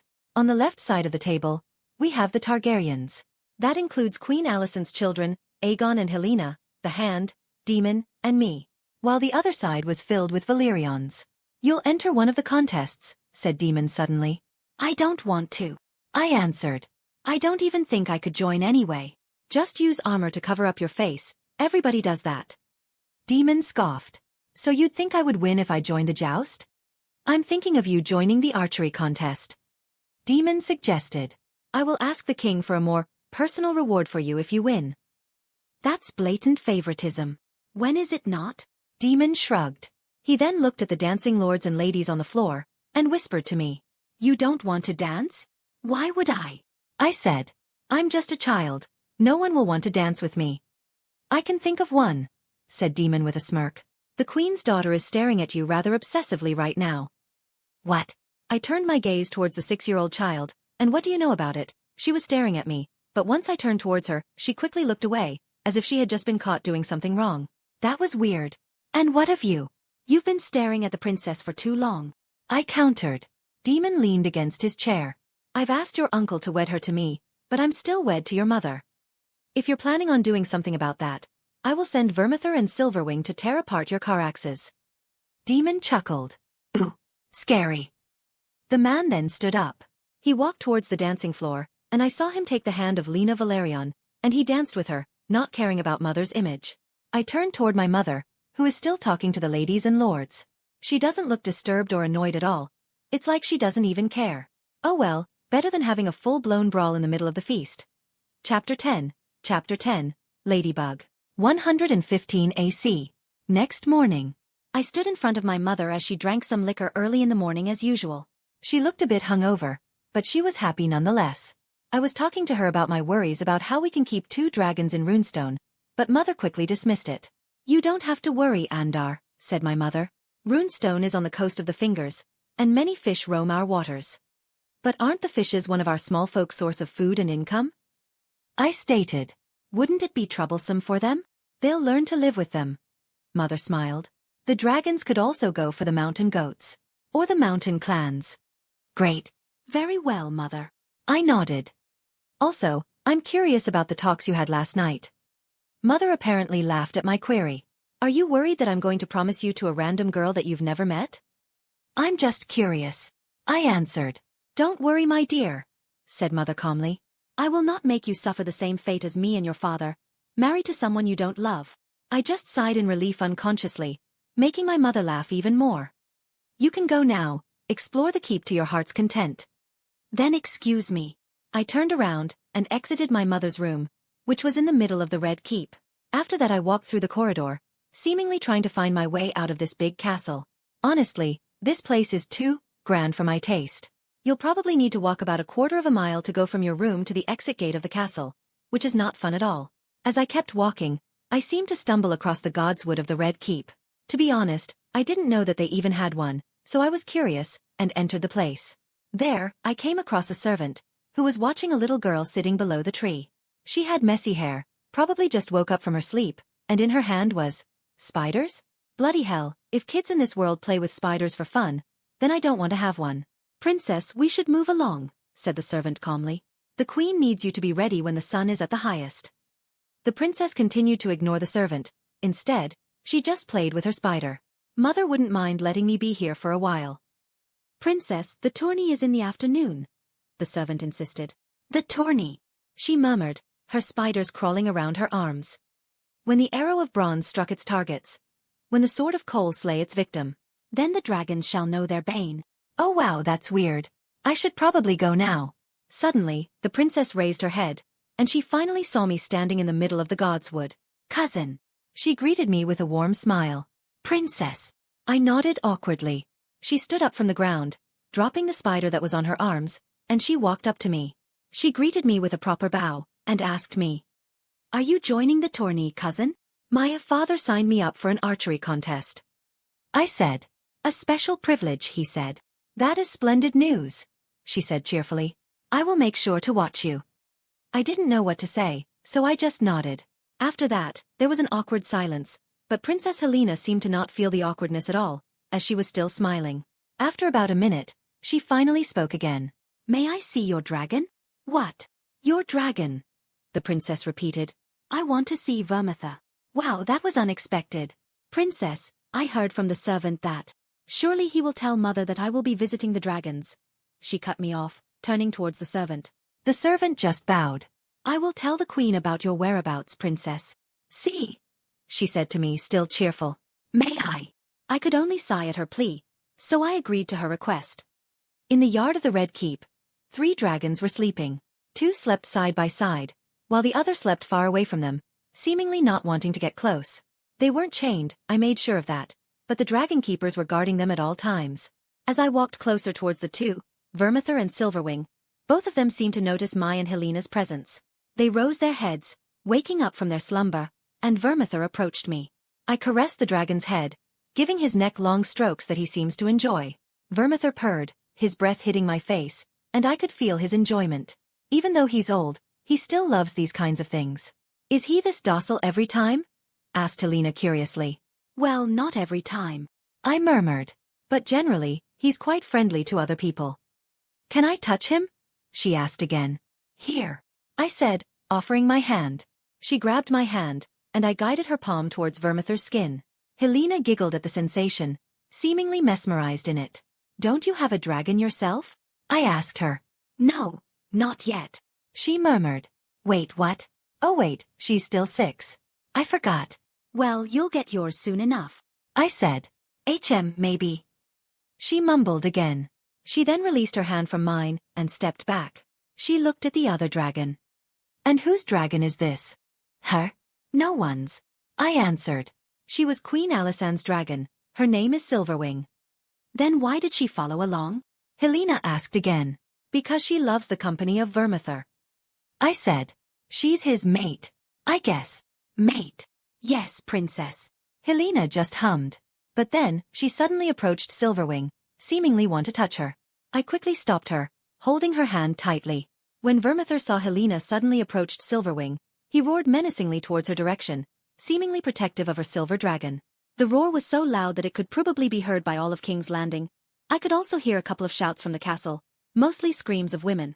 The dragon keepers quickly took control. They pointed their sticks at him, which he's not good. Likiri Vermithor, I shouted. I turned towards the dragon keepers, and told them to not point their sticks at him. Vermithor quickly calmed down, he touched my palm using his nose, and purred deeply.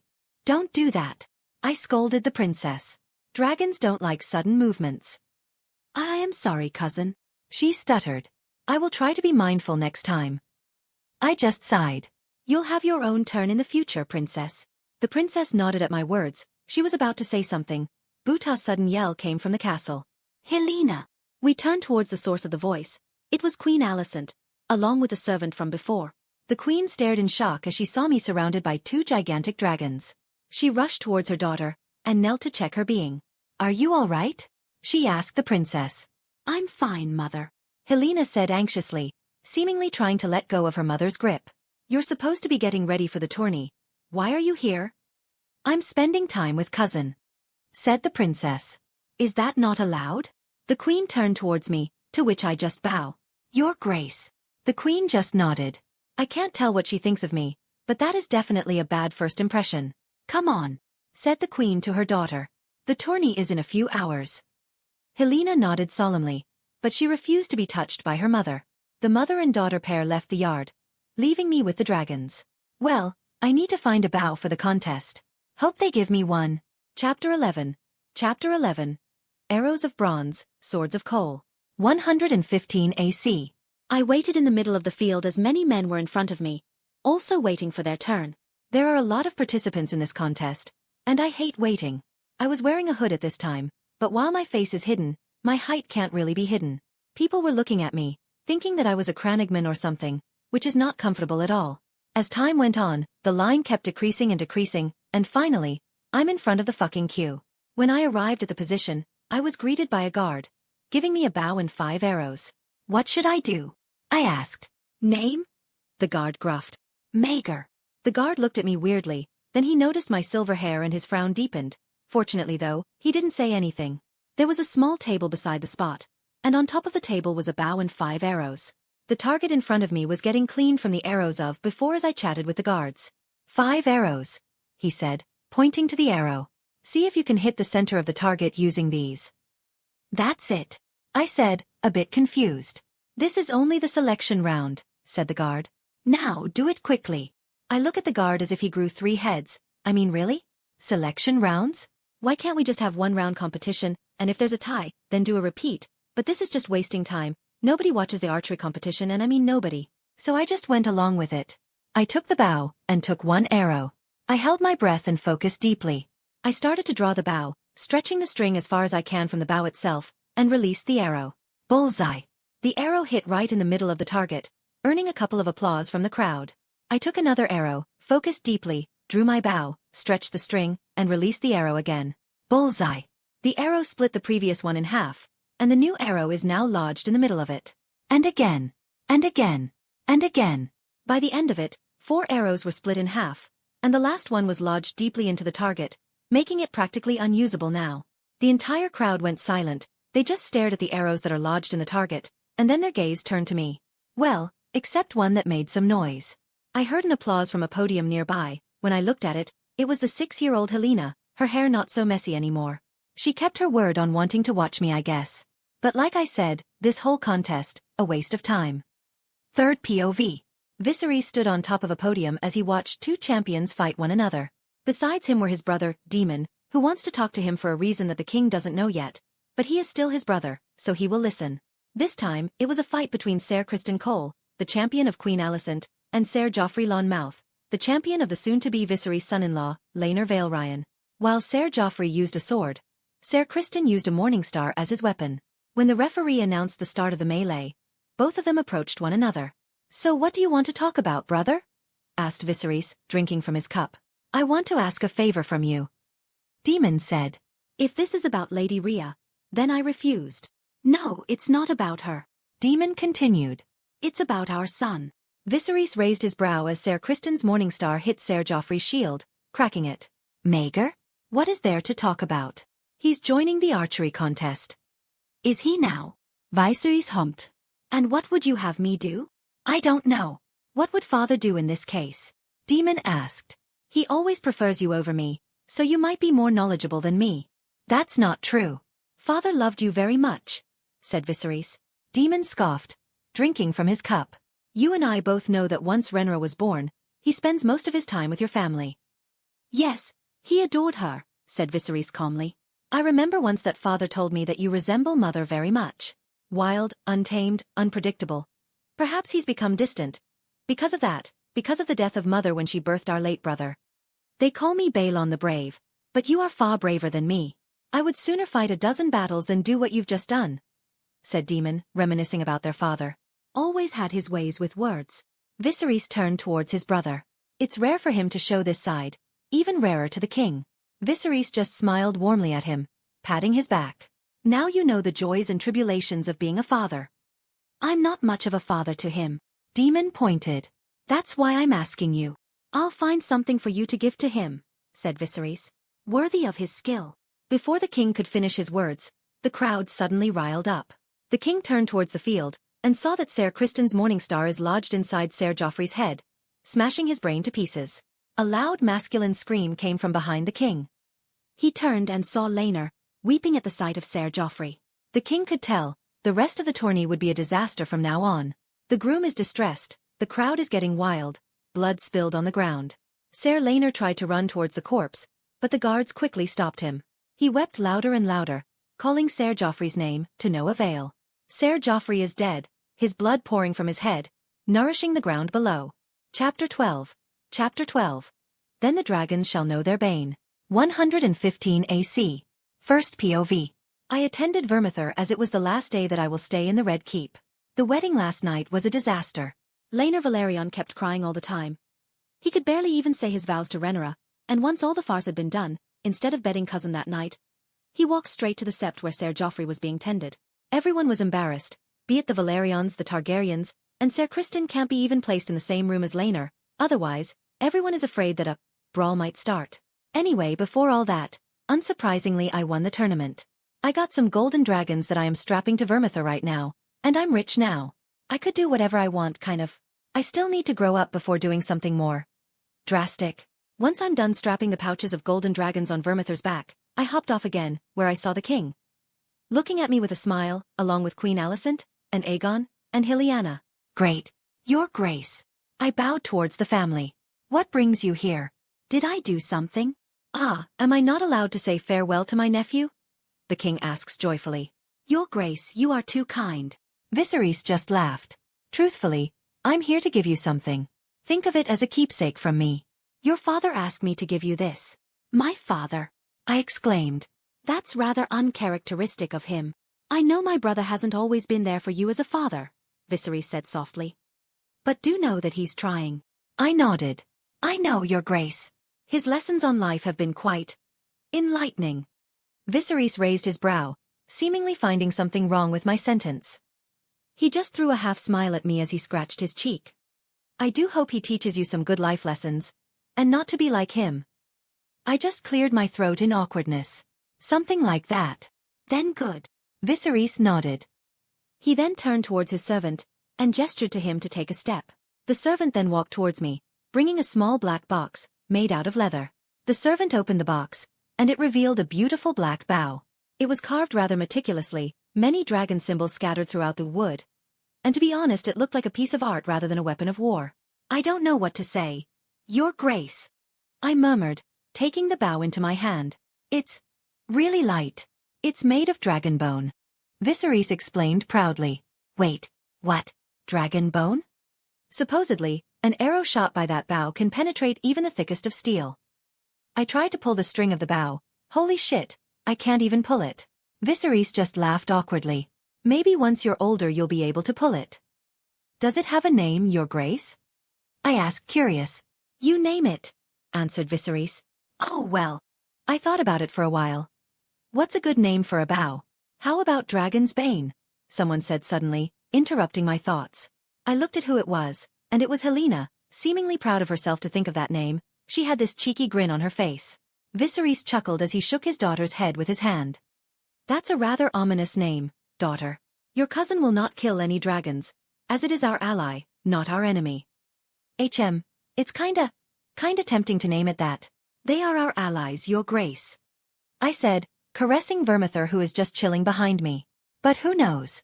Some said dragons brought forth the doom of Valyria. King Viserys' expression turned solemn, and nodded. Then a splendid name it may be. I shall call it Dragon's Bane then, I said. I turned towards the princess, and bowed jokingly. Thank you, princess. Hylyanna just giggled on the spot, making Viserys amused at her attitude. I put the bow back on its box, and took the whole box before putting it on Vermithor. I sat on Vermithor's saddle, before bowing one last time to the king.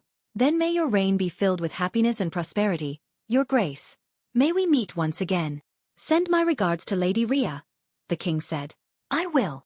I nodded. Vermithor. Soves. Vermithor gladly flapped his wings. The dust scattered towards the yard, making the royal family cover their faces to not get sand in their eyes. Once Vermithor took off, he turned around towards the north, and Silverwing followed, taking off from the yard as well. As we flew above King's Landing towards the Vale, Vermithor let out a loud roar, loud enough so the entire King's Landing could hear it. Then, we set a course for Runestone, my so-called home. Around half a day we flew. It's refreshing to not smell any shit and piss in the air again. I quietly enjoy the wind passing through me, the wet clouds hitting my clothing, the pure sunlight irradiating from above. As we passed the mountains of the Vale, I could see Runestone from a distance. Vermithor and Silverwing started to fly lower, just right above pastures, the green scenery that filled the entirety of the Vale hillside. I could see herders below watching me and dragons travel, their sheep scattering around when they heard the dragons roar. Then, we arrived outside of Runestone. We circled around the place a couple of times, seeing Runestone from an angle I've never seen before. When I felt satisfied, we landed right outside of the holding. I took out all of my belongings from Vermithor, dropping all of it from his back, and caressed the beast's neck. Jikagon Suvgan Se Tegar. Go roam the lands. I whispered to him. Ixadays, Dayer Belma Kessa Letagon Ao. You are free, no chain shall bind you. Vermithor kept purring as I caressed his nose, and I continued. Kesa Gimigan Lo Ixanisi Jarelagon Hen Ao. Jayamagon Dayer Argagon Valley. You will know when I am in need of you, do not hunt men. The two dragons then raised towards the sky, and roared as loud as they possibly could. It was so loud that the grounds around them shook, and it created shockwaves, pushing the grass around. Vermithor and Silverwing then took off, leaving me with my belongings. As I turned around, I saw an entourage of men with horses approaching me, so I started to gather my belongings and walk towards them, going back to the place that I was born in. Comment. Chapter 13. Chapter 13. Remembrance. 120 AC. 3rd POV. Gulltown, the Vale. Sir Willem Royce rode through the port of Gulltown as he gazed upon the shops and houses that resided beside the street. He wore a brown cloak, with the signature Royce runic armor beneath it, on his waist, a sword, with a pommel that is carved with unknown runes. He was looking for a specific place, or rather, a specific someone, as he needs to bring a message to the person. It's hard to ride a horse through the streets. Crates and handymen were passing through, loading and unloading the ships that docked at the port.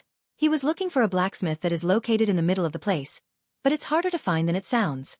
He approached a boy who was selling some flowers beside the street. Pardon me, boy, do you know the location of the nearest smith here? He asked. M'lord, you just have to turn right, it's hard to miss, said the boy. It has a big sign on it, and lately the smithy's been bothering the small folk and merchants. Why?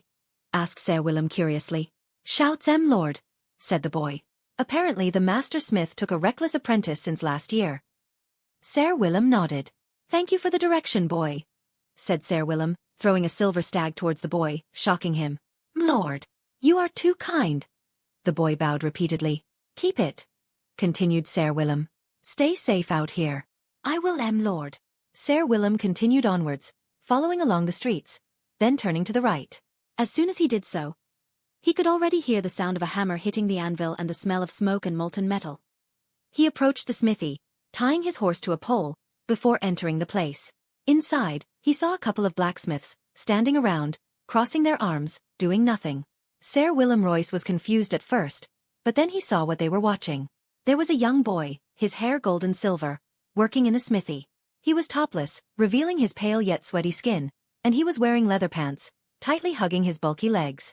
The boy was hammering a glowing sword with his left arm, with each touch seemingly mesmerizing the smiths around him.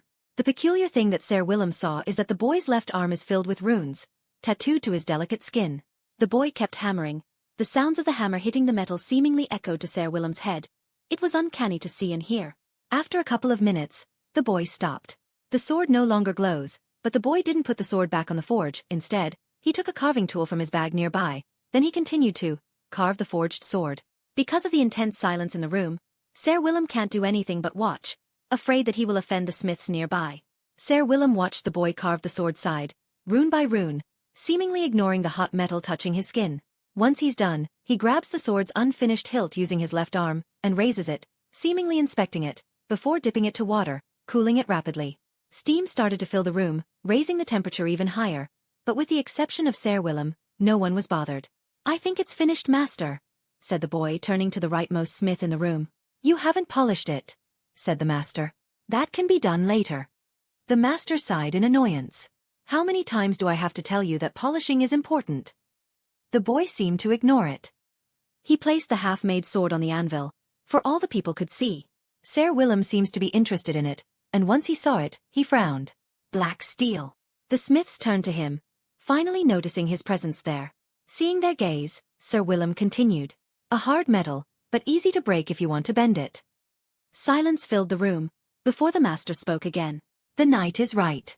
Why choose black metal as a material for a bastard sword?" "Because it will not matter," said the boy confidently. "No one will bend it." The master just scoffed. "How would you know?" The boy raised his brow to the master. He grabbed the unfinished hilt of the sword again, before swinging it to the anvil. Once it made contact, the sword passed through the anvil like butter, and it split it in half. And once again, the entire room turned silent. "What kind of sorcery did you put on the sword's tapestry, boy?" The master frowned. "The point is the sword is done," said the boy, ignoring the master's question. "I will just need to decorate it and finish the hilt, and my apprenticeship here is done. Isn't that right, master?" "I will not be a part of this," scoffed the master. "If the faith heard that you used magic, your head would be on a spike." "Okay, that's enough, good men," said Sir Willem, intervening. "Who are you?" the master finally asked. "What do you want?" "I'm here for him." Sir Willem pointed at the boy. The master turned to the armor and frowned. "Why's a knight from Runestone looking for this bastard? Did he escape a crime?" "Bastard." Sir Willem raised his brow, turning to the boy.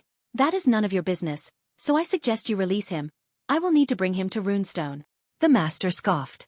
"Fine, boy, pack your things. I don't want to see you in my smithy any longer." The boy just hummed as he took the sword with him, walking towards his bag nearby. He tied the sword to it, and equipped the bag, still topless. He went out of the smith with Sir Willem, walking side by side with the knight. "Sir Willem, what brings you here?" asked the boy calmly, passing through the streets of Gulltown. He looked at the knight top to bottom, before noticing the sword on his waist. "Is that what I think it is?" Sir Willem nodded. He unstrapped the scabbard, before giving it to the boy. Lamentation. The boy unsheathed the sword, examining the runes on the sword. Sir Willem then continued. "It was supposed to be yours. I told Mother that I don't want it," the boy said. "Besides, the runes are dead. I'd rather used mine." "Indeed," Sir Willem hummed, looking at the unfinished black sword strapped on the boy's bag. "Do you have a name for it?" "Remembrance," the boy said. "So you haven't answered my first question, sir. What brings you here?" Sir Willem's expression turned serious. "My lord, something happened to your mother." The boy frowned. "What?"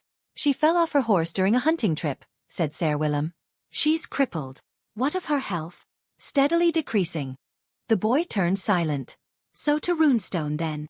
Sir Willem nodded solemnly, arriving at the horse. "All right, sir, bring me to the outskirts of the city," said the boy, climbing to the horse with Sir Royce. "I will travel by myself once we're there." "Very well, my lord." At the outskirts of Gulltown, where pastures are in sight as far as the eye could see, the boy, Maegor Targaryen, stood quietly, with Sir Willem behind him, still on his sword. He took out something from his bag. It was a horn, carved with intricate runes and tapestry. Maegor then blew the horn, but it made no sound at all. Instead, a dragon's roar echoed throughout the sky. Chapter 14. Chapter 14. Mother and Son. 120 AC. Runestone, the Vale. When Maegor entered the room where his mother rested, he was greeted by the sight of men with bronze armor, surrounding a woman that was bedridden. The men in the room moved their gaze towards Maegor, as if they had anticipated him. He knew each of their faces. His mother's cousin, Gerald Royce, and his son Gunthor Royce, and the head of the cadet branch of the Gates of the Moon, Waymar Royce. Maegor just walked closer to the bed, his hand resting on the wooden frame of the bed. He stared at his mother, her face pale, cold sweat dripping from her face, but she still had her motherly smile when she saw her only son. "And that?" she said weakly. "Sit." Maegor didn't sit. Instead, he spoke. "Is it Daemon?" His mother just chuckled. She didn't say anything. She instead repeated her command. "Sit." The boy sat beside his mother's bed, the men around her seemingly making way for Maegor. Rhea turned to the men of her house and spoke. "Leave us." The men bowed, and quickly left the mother and son pair to their lonesome. When the men left, the room was significantly more quiet. Only the occasional sound of bird chirping from the window, and the shouts of the small folk minding their own business could be heard. "You haven't answered my question, mother," said Maegor. "It was an honest accident," his mother scoffed. "Your cunt of a father wouldn't dare to do such a thing. Then you don't know him well." Maegor sighed. "How are you? You and I both know the situation we're in," said Rhea. "I'm dying, Andar. I could try to." "You cannot heal me, Andar," said Rhea, sighing. "No amount of rune writing could fix a broken back." "We could try." "I do not want to be your experiment, Andar," said his mother sternly. "Let me die in peace. It has been a not-so-enjoyable life for me. The only light in my life was you." Maegor went quiet for a second. "And what of runestone? You tell me," his mother smiled. Maegor raised his brow. "What?" "I just discussed the question of succession with Gerald and the head of the cadet branch," she murmured. "We've decided that we will leave the decision to you." Maegor once again kept quiet. He looked like he was in deep thought, seemingly in his own world. Suddenly, his mother held his hand, snapping him back to reality. "And that?" "I'm sorry." Maegor kept a poker face. "For what?" "For making you stuck in this situation," said Rhea. "I was too prideful, not realizing that I have hurt you." "I don't understand what you mean." "It is why you left Runestone for 2 years, correct?" Rhea stated. "Traveling all over Westeros. Trying to find something within you. Changing names, identities. Gods. You're only on your 13th name day." "It was fun while it lasted." Maegor chuckled softly. "I shouldn't have made that agreement when you were in my belly," said Rhea weakly. "You are free to choose whatever path you want. Whatever you think it's best for you, House Royce will support it." Maegor stared at the hand that his mother was holding. "So you'll give Gerald the seat of Runestone?" "Like I said, you tell me," said his mother. Rhea then stared at Maegor's left arm, seemingly caressing the runes that were tattooed to his skin. "What is this for?" "It's for Dragon's Bane," Maegor said calmly.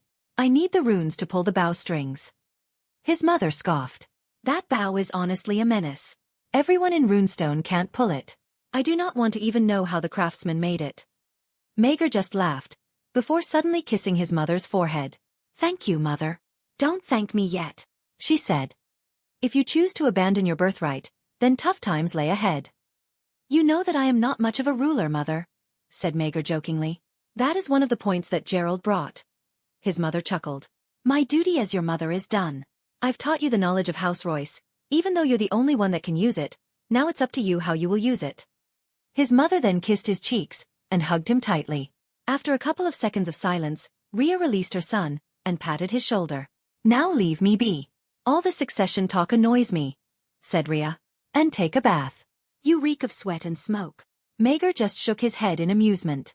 "Very well, mother." First POV. I sat on the dining table, right in the middle of everyone, the seat where my mother used to sit. Besides me were the Royces and their family, and the atmosphere was quite tense. I just slurped my soup, watching every single one of their movements. They were seemingly waiting for something. But then, Gerald, my mother's cousin, spoke. "Andar, have you decided?" he said, breaking the ice of everyone. The entire table turned loud, with people whining about Gerald's way of asking. "It is not proper to ask that at the dining table, Gerald," said Waymar, the head of the cadet branch. "You should discuss it later." "No, it's all right, Lord Waymar," I said, dismissing his complaint. I turned towards Gerald and raised my brow, as if telling him to speak. "I recommend that you step down from the line of succession," said Gerald. "He wants Runestone. Andar, I recommend that you stay as the Lord of Runestone. We need someone like you to lead our house," said Waymar. "He definitely wants my dragons." "Lord Waymar, Andar is only a boy. He is not capable of ruling." "Then I will rule in his stead until he is of age." The two sides kept arguing over and over. It's starting to get on my nerves. I know I allowed him to speak, but this is too much. My mother is on her deathbed, yet these leeches kept arguing like children over who will sit on her seat. "Silence!" I roared, slamming my left arm to the table. The family stared at me, as they realized that the table was split into two, dropping the food to the floor. I stood from my seat, ignoring the food that was all over the ground, and I just smiled at them.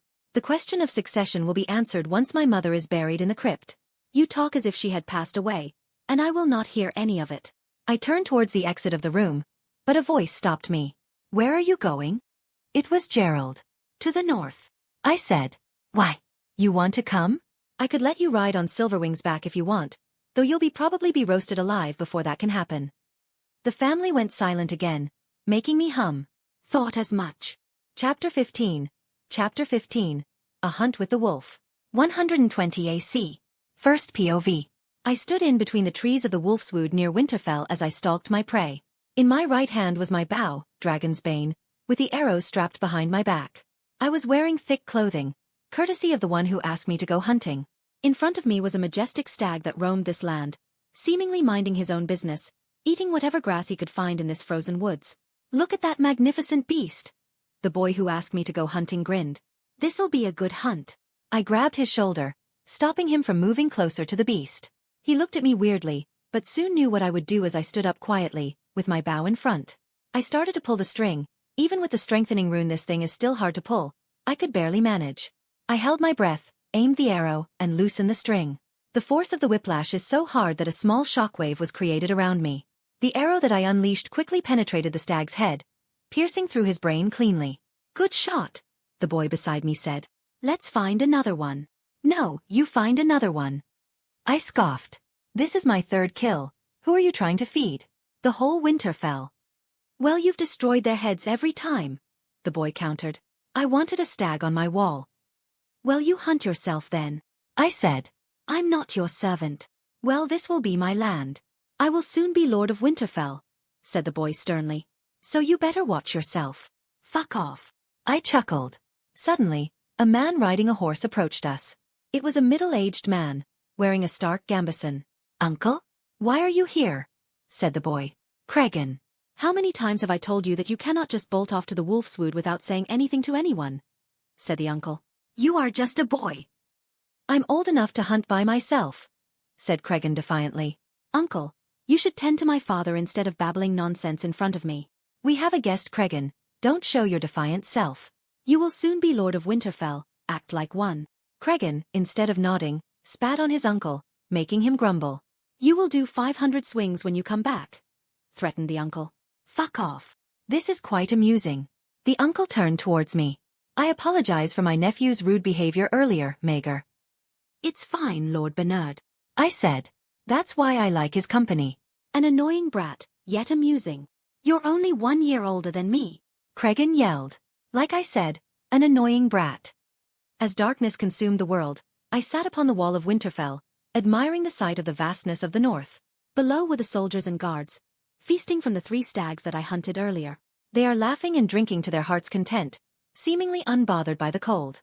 I know that face, said a voice behind me. It was Cregan. He sat on the wall beside me, watching the same sight. You are thinking too deeply. Like those old maesters. I have a lot in my mind right now, Cregan. I continued. My mother's dying, and I am to inherit Runestone. Then why are you here? Asked Cregan, biting a piece of meat from his plate. Wait, I thought you don't want to take it? Yeah, I don't. I shrugged. My whole life I've been living on 2 names, not really knowing who I am. In Runestone, they call me Andar, and to the rest of the kingdom, I am known as Maegor. So who am I supposed to be? The heir of Runestone, or Daemon Targaryen's son? You could just change your name entirely. Cregan shrugged. Isn't that the most simple solution? It's about the last name, not the first name. Then make your own house, said Cregan. A house of Valyrian and first men descend. So I'll become a landless house? Brother, your uncle's the king, said Cregan, as if it was the most obvious thing to say. But I can't just give up on Runestone. It's my mother's seat. Look, said Cregan. Your problem is your name. You want to keep both of them, yet get rid of them at the same time. Then change it. It's that easy. You Northerners are all simple-minded. I sighed. Or we're just that good at problem-solving. Cregan countered. I have 2 dragons, Cregan. I said. Well, one to be specific, the other is just freeloading, but still in the eyes of the other houses I have 2. So, have you ever heard of a non-Valyrian house owning a dragon? I asked. No, right? Why? Because there's a reason. The power balance between the crown and the nobles are heavily based on dragons, so if I am to change my name to a Royce, then I'll be of a non-Valyrian house, and all of the nobles' eyes are upon me. Even the Arryns, who I will swear an oath to if I am to inherit Runestone, will bear some kind of envy and hatred towards House Royce, endangering everyone. Well, if someone were to wage war upon your house, House Stark will stand before you. Cregan said. But my advice still stands. Make a new house, claiming Valyrian descent. And what of Royce? They have thousands of years of history. There's still the cadet branch, shrugged Cregan. Or you could mix their culture. I do not know the intricacies of it, but you will figure it out somehow. That sounds tempting. And hey, if you ever need a bride, I have a sister, said Cregan. You have a sister? Since when? Many moons ago, said Cregan. Her name is Sarah, she's a bastard though. How old is she? 6. The fuck? Fuck off. I grumbled. Don't overthink things, friend, said Cregan, standing up from the wall. Just enjoy life as it is. If you're in any trouble, remember that House Stark will always be a haven to you. I scoffed. You sound like you own Winterfell already. I was having my moment. Cregan grumbled. Why must you always ruin it? I am only waking you up from reality, friend. I chuckled. It goes both ways. If you need anything from me, just ask. Me and Vermithor will always be ready. Cregan scoffed arrogantly. I doubt that I will need your help. Chapter 16. Chapter 16. Coffins of Flesh, Coffins of Name. 120 AC. Runestone.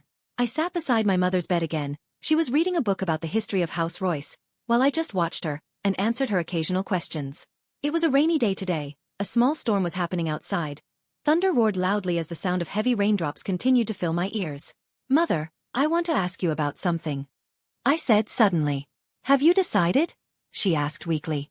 Sort of. I murmured. What do you think about changing the name of House Royce? Mother frowned deeply at the question. Meaning? You know our problem, Mother. I sighed. A non-Valyrian house having 2 dragons. We're not even a great house of Westeros. It's going to be a problem in the future. Mother sighed deeply. My dear, listen, I am dying, and you will probably not see me again alive in a couple of days. I can't feel my legs, nor my stomach, so I'm close. Therefore, I'm going to be very honest with you. What? And that? You are a coward, she said. You've always been one. What the hell is happening right now? You have 2 dragons, she said. Yet you are afraid of some petty envy of weak lords? I'm trying to maintain peace, Mother. Don't lie to yourself, said Mother weakly. You are Targaryen by blood. Your father named you Maegor Targaryen, a namesake for Maegor the Cruel, but you are so far from him. So you want me to be like him? No. No, I want you to be the better version of him, said Mother. She suddenly coughed up blood. Maegor ruled with fear to maintain his power, and it is a great mistake. Instead, use fear to maintain peace, a deterrent of conflict. That is what I want from you. You want freedom? Be lazy all day? Then do that first. I sat there for a while as my mother drank some water to clear her throat. Is that what you think of me? I asked her. All I ask is that you choose, she said. Will you be Aenys, the weak yet kind king? Will you be Maegor, the cruel and dangerous tyrant? Or will you be Jaehaerys, the steadfast and confident conciliator? Can't I take the middle ground between the 3? You tell me, she said, wiping the blood off her mouth. You are the Targaryen, not me. Wow. Can't believe I was scolded by my dying mother. Thank you, Mother, I murmured. I needed that. You are destined for great things, Andar, she said. Don't let this small castle in the fingers hold you back. Promise me, once I'm dead, you will do as you wish, not be ruled by fear, nor be commanded by incompetent lords. I just nodded at her words, not saying a thing. The rain kept falling outside, and the coldness of it seeped through my heart, slowly. 1 week later, in the deepest depth of the runestone crypt, I stood in front of a coffin that had been carved with runes, decorating the exterior of the thing. Around me were the family, some I don't even know, but we still kept going. The priest spoke some rites in front of all of us, but I wasn't listening. Instead, I kept staring at the crypt, where the body of my mother lay in rest. When the priest finished speaking, I pushed the coffin towards the section that will be the final resting place of my mother. Everyone was staring at me, seemingly expecting some words from me, but they didn't have the pleasure. Instead, I waited till we arrived upstairs, where they served some wine and food for the guests. As I stood in front of everyone, the attention turned towards me, seemingly waiting for me to say a word. Everyone here is a Royce? I asked. Nobody objected, so I continued. Good. Today, as the Lord Runestone, I will proclaim my first act. Gerald wasn't too happy when he heard this. So of course I continued. First, I will appoint Ser Willem Royce to rule in my stead till I come of age. The whispers turned loud in the room, the men and women seemingly talking to themselves. Me, said Sir Willem. My lord, I'm just a mere knight. Exactly. I hummed, making everyone confused. Next is that I will not change my name to that of House Royce. My name will be Maegor Targaryen, and it will be until the day that I die. The crowd was even more loud this time. Of course, it's natural. If I'm to be the Lord of Runestone, I must have the name of House Royce. But I don't give a fuck anymore. I'm tired of politics already. You are the Lord of Runestone. You are supposed to bear our name, screamed one of the Royce. My first 2 sons will bear the name Royce.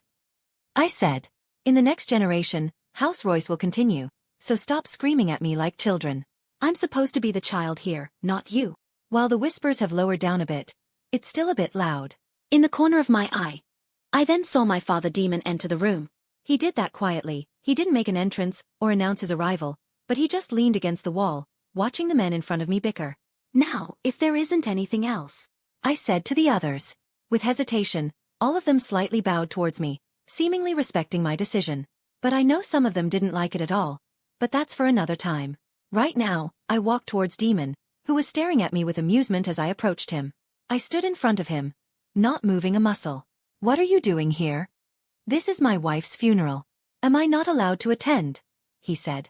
I doubt you actually care. I said. Daemon just looked at me from top to bottom.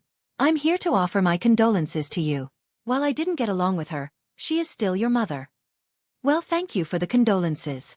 I hummed. But you already got what you want. What will you do from here? Pardon. You always want to divorce mother. I said. What do you want to do from now on? Daemon frowned. Nothing. Do you mind if I marry someone else? I don't care. I answered truthfully.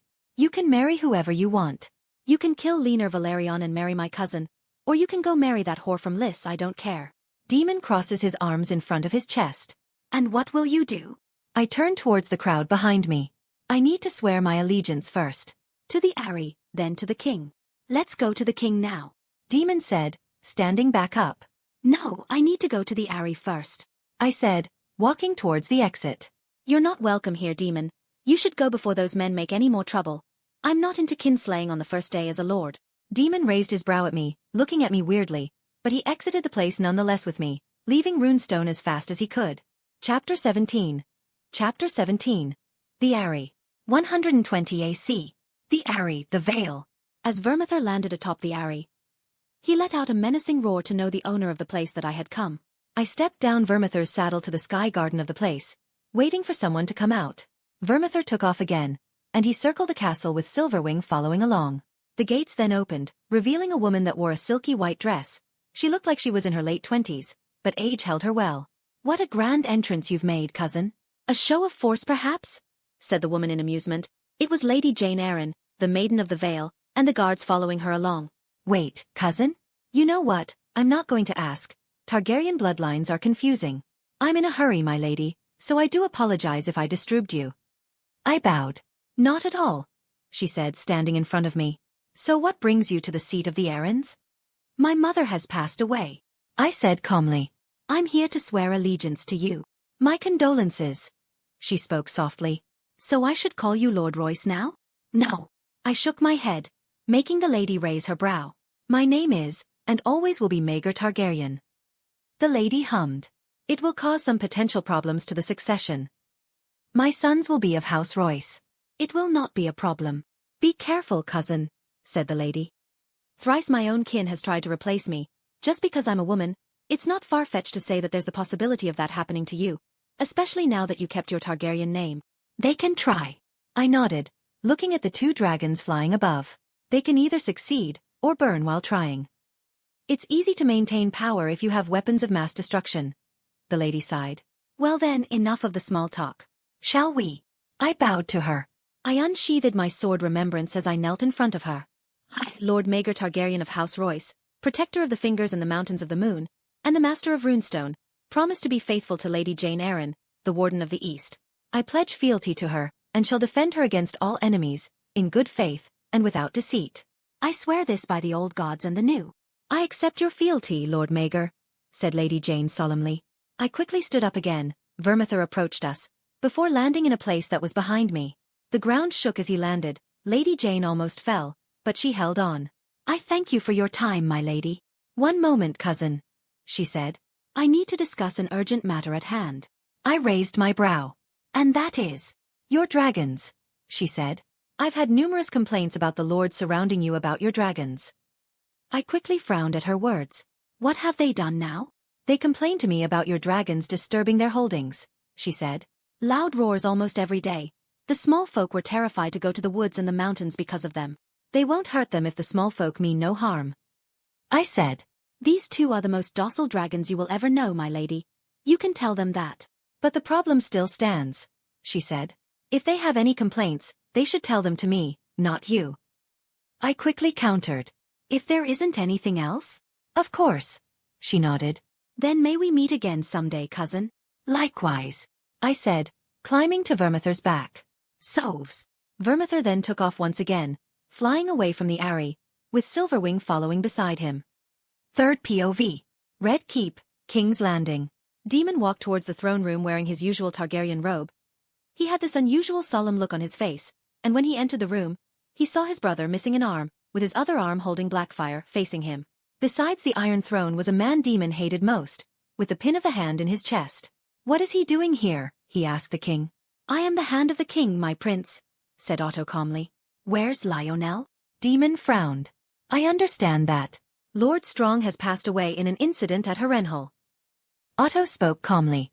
Daemon scoffed. Of course. I should have known. Daemon, said the king weakly. What are you doing here? Daemon only looked at the king, and he sighed. He didn't answer his question. Instead, he pointed out the king's condition. The gods haven't been kind to you. Indeed, nodded the king. I imagine it is the same to you. Daemon turns away from the king, staring at Otto, who was watching him intently. My wife is dead. Is that true? The king said. Then my condolences. So my nephew is. He's the Lord of Runestone now. Daemon continued. He's going to the Aerie today to swear his allegiance. Tomorrow he'll arrive at King's Landing. So now he bears the name of House Royce? Daemon shook his head. No. King Viserys and Otto Hightower frowned at the news. No, confirmed the king. He kept his name. Lord Maegor Targaryen of House Royce, he said. And what of the inheritance? He promised that he'll give the name of House Royce to his first two sons. The king hummed. It's the same thing I promised to Lord Corlys. Indeed, your grace. Otto spoke. But my prince, is that the only reason you are here? Daemon didn't say anything. Instead, he turned to the king once again. My wife is dead, which means I am free to marry whoever I wish. Where does this conversation lead to? Viserys frowned. I wish to ask Rhaenyra's hand in marriage, he said, and the king clenched his fist. Brother. She is married, said Viserys sternly. You and I both know leaners. Taste does not suit the marriage, said Daemon. Annul their marriage and wed her to me. Otto took a step. Your grace. The king raised his hand, stopping Otto from saying anything. Viserys stood from the Iron Throne. He dragged Blackfire on the ground, and came down the steps. And you want me to risk the estrangement of House Velaryon? You and Lord Corlys are blind. Daemon continued. Rhaenyra's sons are not of Velaryon blood. Enough! The king screamed. If you dare speak of this treachery again, I will cut off your tongue. I speak the truth, and only the truth. Daemon carried on. You should come back to reality, brother. Do not speak of this again. Viserys said sternly. Is that why you're here? To rile me up again. I wish to mend relationships, not break them. Daemon said. I only wish that my family will join your family, brother. Let us end this farce. Don't let these leeches feast on our blood. Viserys turned towards where his brother was looking. It was Otto Hightower, and the hand just stood there, bowing his head. I cannot annul the marriage of Laenor and Rhaenyra, he said. I'm sorry, brother. Then I have another idea, said Daemon calmly. The king turned towards his brother once again. His face showed interest. What do you propose? Chapter 18. Chapter 18. An audience with the king. 120 AC. Princess Helena of House Targaryen was sitting in front of a bush in the outskirts of King's Landing, seemingly watching a green worm eating the leaves that it resides in. Behind her was a huge dragon, a pale blue with silver markings she-dragon that is named Dreamfire. The she-dragon was sleeping, seemingly snoring away as Hyliana tried to take the green worm from the leaves. As the green worm crawled to her palm, she picked one leaf and put it beside the green worm to feed it. She kept watching it rather intently, seemingly examining the anatomy of the bug, and when she's done, she took a jar from her bag and put the bug inside it. Suddenly, a huge roar came from the sky above, and it woke Dreamfire from her deep slumber. Helena also turned towards the source of the roar, and she saw a bronze dragon, seemingly shining because of the sun, with a silvery dragon also following along, gliding side by side. The girl smiled at herself, putting the bug jar in her bag. "Cousin," she murmured. She quickly ran to Dreamfire, not forgetting her bag, and climbed on the dragon's back. "Soves," she commanded the dragon, and Dreamfire took off from the land, pushing away the grass and the bushes around her, before flying towards the two dragons that were approaching King's Landing. First POV. As I traversed the sky towards King's Landing, I was greeted by the smell of shit and piss, the part that I don't miss the most from the capital. I entered the outskirts of the city, with Vermithor letting out a huge roar that made the birds around fly away from our path. Suddenly, I saw an approaching dragon from afar. The dragon was pale blue in color. Its size was a little smaller than Silverwing, and I might have an idea on who owns that dragon. When the dragon neared, my thoughts were confirmed when I saw an 11-year-old girl riding the beast. She seems to have a bag strapped around her body, carrying God knows what. "It's great to see you again, cousin," she shouted from the back of the dragon. The dragon that I assumed was Dreamfire closed the distance, so we could hear each other, albeit barely. "What are you doing, princess?" I shouted back. "I was just finding some bugs," she said. "What brings you to King's Landing?" "I am the Lord of Runestone now. I need to swear allegiance to the king." "Oh," she said, murmuring. She didn't shout, but I could still hear her because of my senses. "My condolences, cousin." "Thank you," I answered. Helena turned towards my two dragons, and continued, "Your dragons don't like the pit, right? I will meet you at the Red Keep." "All right then." When I entered the throne room, I was greeted by a rather peculiar sight. The king was in his throne holding Blackfire as always, while the Hand, who is Lord Otto now, is on the left side of the throne. But my father is also there, on the right side of the throne. I stood in the middle of the room, and bowed towards the three of them. "Your Grace." "Lord Hand." "Father." "Nephew." The king smiled at me. "You've grown to be a fine-looking young man." "Thank you, Your Grace." "I heard what had happened," the king continued. "It deeply saddens me about the passing of your mother. I heard she was an excellent character."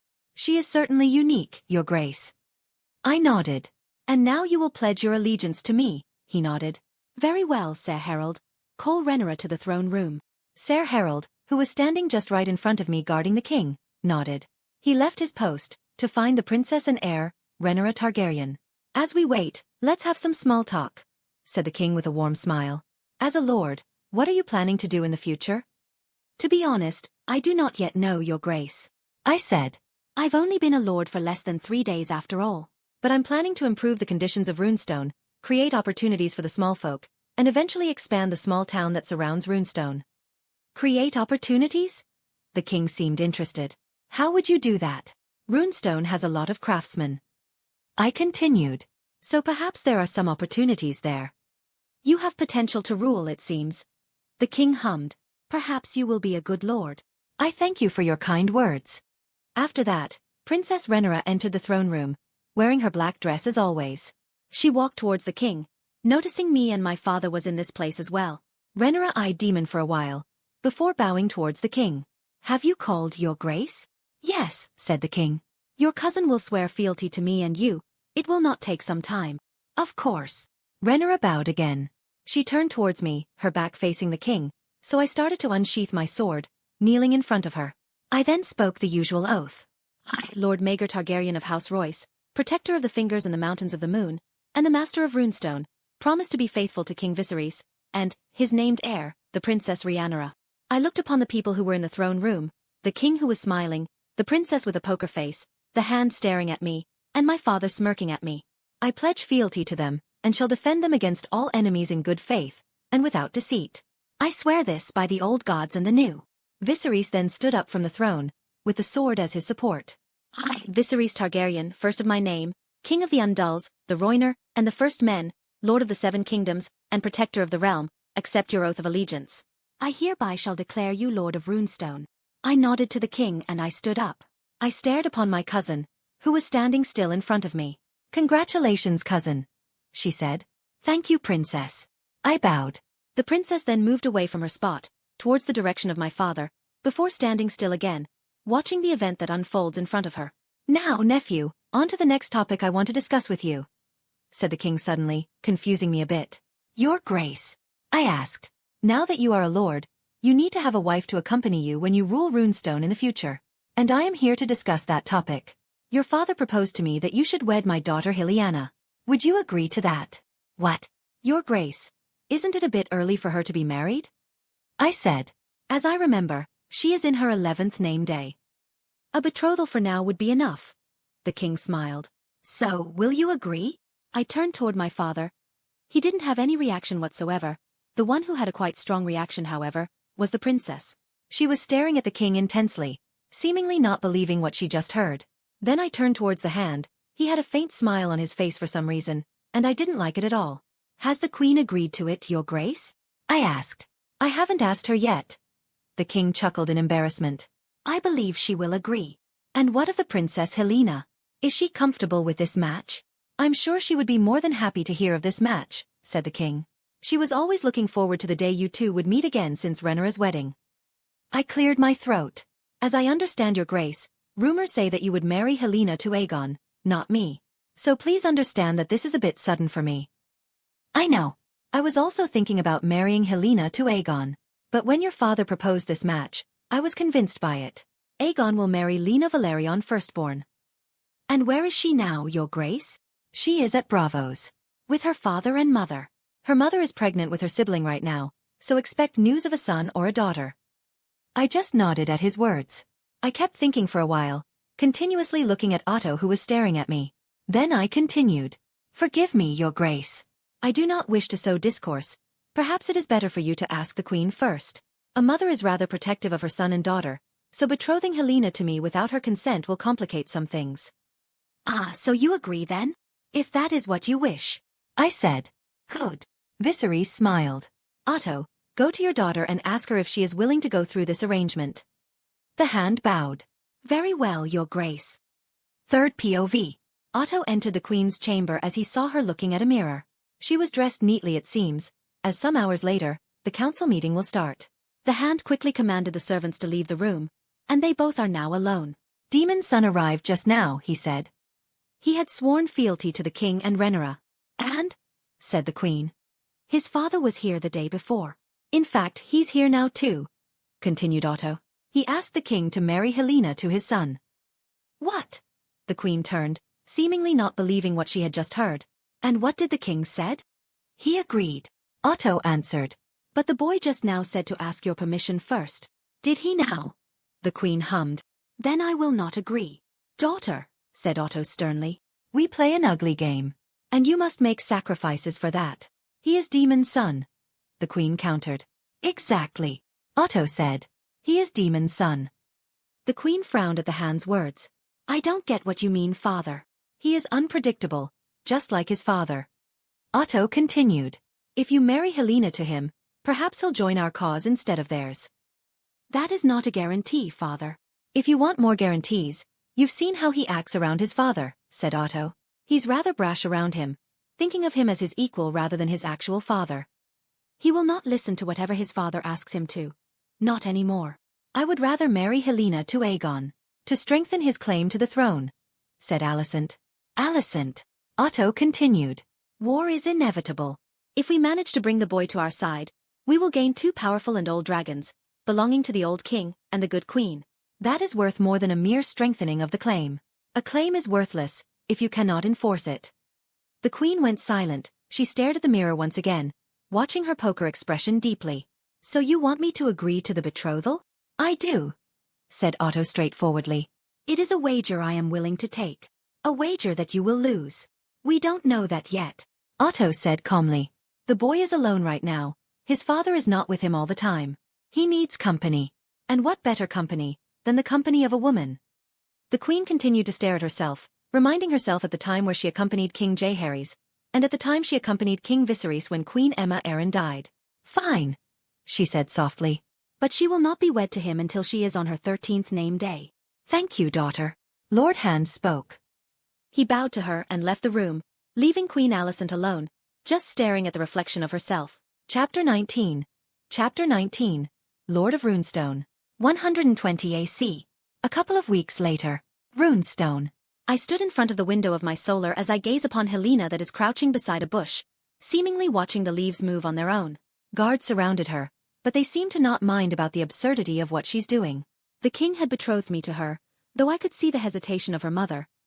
Helena herself looked quite happy about it.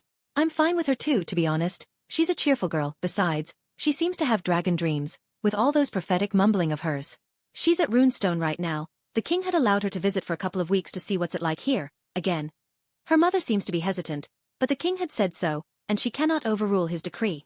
Her dragon, Dreamfire, was also quite old, but she is used to the dragon pit, unlike Silverwing and Vermithor who lived in the wild for a while, so Dreamfire stayed in Runestone, right at the outskirts, with the soldiers giving her a flock of sheep daily. Suddenly, a knock on the door sounded. I turned my gaze from Helena, and said, "Come in." The door opened, revealing Sir Willem Royce, bringing a stack of scrolls with him. "My lord," he greeted me. "I've done what you asked." I hummed at his words. He dropped the stack of scrolls on the table, and I walked towards it. "Is this all?" "Not all of it yet, my lord," said Sir Willem. The small folk thought the soldiers were going to do something to them, so they were afraid to answer the questions. I frowned. Do the soldiers do what they want to the small folk? And no, my lord, but there are some rogue ones. Find who those are, I commanded. Tell them to either choose to take the black and go north, or cut off their tongues for their crimes to be pardoned. And my lord, those soldiers were supposed to protect them. I continued, not oppress them.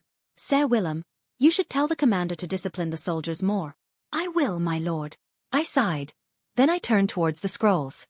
It's a census really. What skills did the small folk have, their age, whether they are married or not, whether they have children or not. Runestone is quite small, so it's quick work. What about the other task I gave you? I asked again, looking at the list of names from the scroll. About 10 men are willing to take the risk, my lord. Their skills. 5 are carpenters, 1 is an expert at jewelry, 2 are blacksmiths, and the other 2 are herders, answered Sir Willem. But I must ask, my lord, why would you give them money for low interest? It's not about the money, Sir Willem, it's about the development of the land. I said. Besides, if they can't pay it back, we'll take back the things we gave them, though I doubt that will be the case. I quickly roll out the scrolls, and put it back on the stack. All right, you can tell the 5 carpenters to join their hands, so the risk would be less, the 2 blacksmiths. Let's put it on the side later, the one with the expertise on jewelry can pass, while the farmers, yeah, let's group them up too. I took out some black scrolls, and started to write on the paper. It's the instruction about what they will show to me, and what they will give me. All right, you can give them these instructions. I said. Wait, they can read, right? No, my lord. Oh well, no matter. You can tell them these. What is this, may I ask? Asked Sir Royce, looking at the writing. If they want to be funded by Runestone, they'll need to come to me. I said. Tell them to bring a sample item that they can sell, and I want to hear their thoughts on what they can contribute to the land. If it's good, we can support their business as long as they will pay portions of their profit to us. And what of the herders? It's simple. I said. Give them some sheep to herd. The debt will be paid once they give us the same amount of sheep as we gave them plus maybe 10% more. Sir Willem was confused. Forgive me, my lord, but I do not get it. I told you, Sir Willem, it's not about the money, it's about the land development. I said. If the carpenter's business succeeds, more craftsmen will come here to look for work, hence more skilled workers. We also got paid because of the small interest, and also the trading taxes that we enforce. For the sheeps, we're essentially giving our people work, without having to spend much money except maybe some losses of sheeps due to wolves or, well, my dragons. More sheeps equals more food, and more food equals cheaper cost of living, and that equals more people. I cannot pretend that I know what you are saying, my lord. I chuckled at that. I know, I don't quite get it too, but you're a warrior, Sir Willem. You don't have to know this, you just have to do what I tell you. Oh, one more thing, Sir Willem. Yes, my lord. Do we have enough money to make a port? Just a small one for now. There's still your personal gold, my lord. The ones you won during the tourney. Oh, use that then. Make a small port and some trading ships as well. The goods will need to be transported somewhere. Sir Willem bowed. Very well, my lord. I will start to arrange to find some men to build a small port. Sir Willem then exited the room, but not before the Maester of Runestone, Colmar, entered the room also. Maester, do you need anything? I asked him, confused on what he's doing here. My lord, a message from Driftmark. He bowed, giving me a piece of paper, probably from a raven. I read the letter and it's unsurprising. Dear nephew, it deeply saddens me to tell you that my son, Ser Laenor Velaryon, has been murdered by a rogue knight. In this letter, I ask you to come to his funeral at high tide. Lord of the Tides and the Master of Driftmark, Corlys Velaryon. It's a short letter, probably written in haste, not even properly written as well, no flowery words, just cold hard facts. It seems father had truly done it. Thank you for bringing me this maester, I said to the old man in front of me. Maester Colmar bowed. Shall I fetch the princess, my lord? No, I'll go to her myself. I walked towards Helena, who was still in the same spot as I saw her before. She's now playing with a butterfly that has a bronze color in its wings on her palm, seemingly whispering something to it. Dresses of green have been woven, robes of black have been worn, yet the plates of bronze are nowhere in sight. That's ominous. Should I wear my bronze plate to the funeral instead of black clothing? The butterfly then suddenly flew away from her palm, and her gaze turned towards me, instantly putting a smile on her face. She stood up from the ground, cleaning her skirt, and bowed slightly to me. Maegor, it's lovely here, she said to me. The smell isn't quite as strong, it's quiet, and no signs of mother. You don't like your mother? I asked. My threads will not change if I were to stay with her. She smiled. Oh wow, so she really has dragon dreams. Anyway, are you here to accompany me? I just smiled weakly at her. Sadly, no. Our cousin's husband, Laenor Velaryon, has been murdered. We will go to Driftmark tomorrow morning. Oh, she said calmly. Do you want me to wear your clothing? What? Do you want me to wear bronze plates? She asked me again. It's your choice. You are not my wife yet. Very well, she smiled. I will ask the servants for it. I hope it won't be too uncomfortable. She bowed to me again, lifting her skirt slightly, before walking to Runestone to prepare for the journey. The bronze butterfly suddenly hovered in front of me, so I raised my hand, and the butterfly landed on my finger. Plates of bronze, ha! Chapter 20, Year of the Red Spring I. 120 AC, High Tide, Driftmark. I stood among Targaryens and Velaryons just at the coast of Driftmark. In front of everyone was a coffin of stone, a face carved on top of it, resembling the deceased Laenor Velaryon. Nobody said anything, only Vaemond Velaryon was speaking his words using High Valyrian, while a pregnant Lena was sobbing uncontrollably, staring at her brother's coffin. Beside her was a Sea Lord of Braavos. He goes by the name of Irio Antaryon, and besides him, a little girl, maybe on her 5th name day, who I'm assuming is the bride-to-be of Aegon. Isn't she too young to be married to him? I could only shake my head. The sobbing of Lena Velaryon seemed to disturb her, as she was holding her father tightly. I turned my gaze towards the sky. Dragons circled around as if they were seagulls. Among the dragons, one of the most eye-catching is Sunfire, with golden gleaming skin that reflects the sun. He flew around the island, his eyes ever vigilant. There were a couple of dragons that didn't fly around. All of them are amongst the bigger ones. Mine and Helena's are one of them, and Vagor, the biggest of them all, stood on top of High Tide with her old yet decrepit look, watching the funeral silently. When the coffins were pushed towards the sea, Lena could not contain her tears anymore. She shrieked and sobbed, not willing to let go of her dear brother. Her husband seems to hold her down, afraid that she might fall off to the sea. Lord Corlys did the same, holding his daughter's hand ever gently. I took the initiative to do something. I took out my horn, enhanced with runes, and I blew on it. The sound was inherently different from that I used on calling Vermithor. It had a thick bass sound like a normal trumpet. It was supposed to trigger a reaction to dragons. All of a sudden, the dragons above and the dragons below let out a wailing roar, seemingly paying respect to the dead man. Everyone's looking at me, staring at my horn, then at my clothing. Queen Alicent seemed to glare at me, as Helena came to Driftmark with the usual runic bronze plate that I used. Lord Corlys nodded at me, seemingly thanking in silence for the gesture, but suddenly, Lena screamed, not of sorrow, but out of pain. She had gone to labor.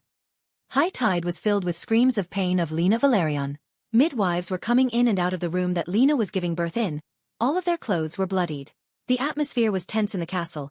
Even the older women seemed to notice that the birth process was much more violent than usual, and Corlys prepared for the worst. 7 hours of grueling birth process, but it is finally done. A baby boy came out of Lena's womb, and she named him Laenor Antaryon, after her brother. She was bedridden after that, and a fever started to kick in, her face pale and sweaty. Meanwhile, the other families still stayed at Driftmark, and we were congratulating the Sea Lord one by one. Congratulations, I said to the Sea Lord. May he live a long life. Thank you, he nodded. And you are the Lord of Runestone, yes? I am. I nodded. Do you want anything from me? Our family traded with Gulltown for decades, so we know the lords of the area. he whispered to me, and I just nodded. As I moved away from the queue, I stood beside the window of the castle.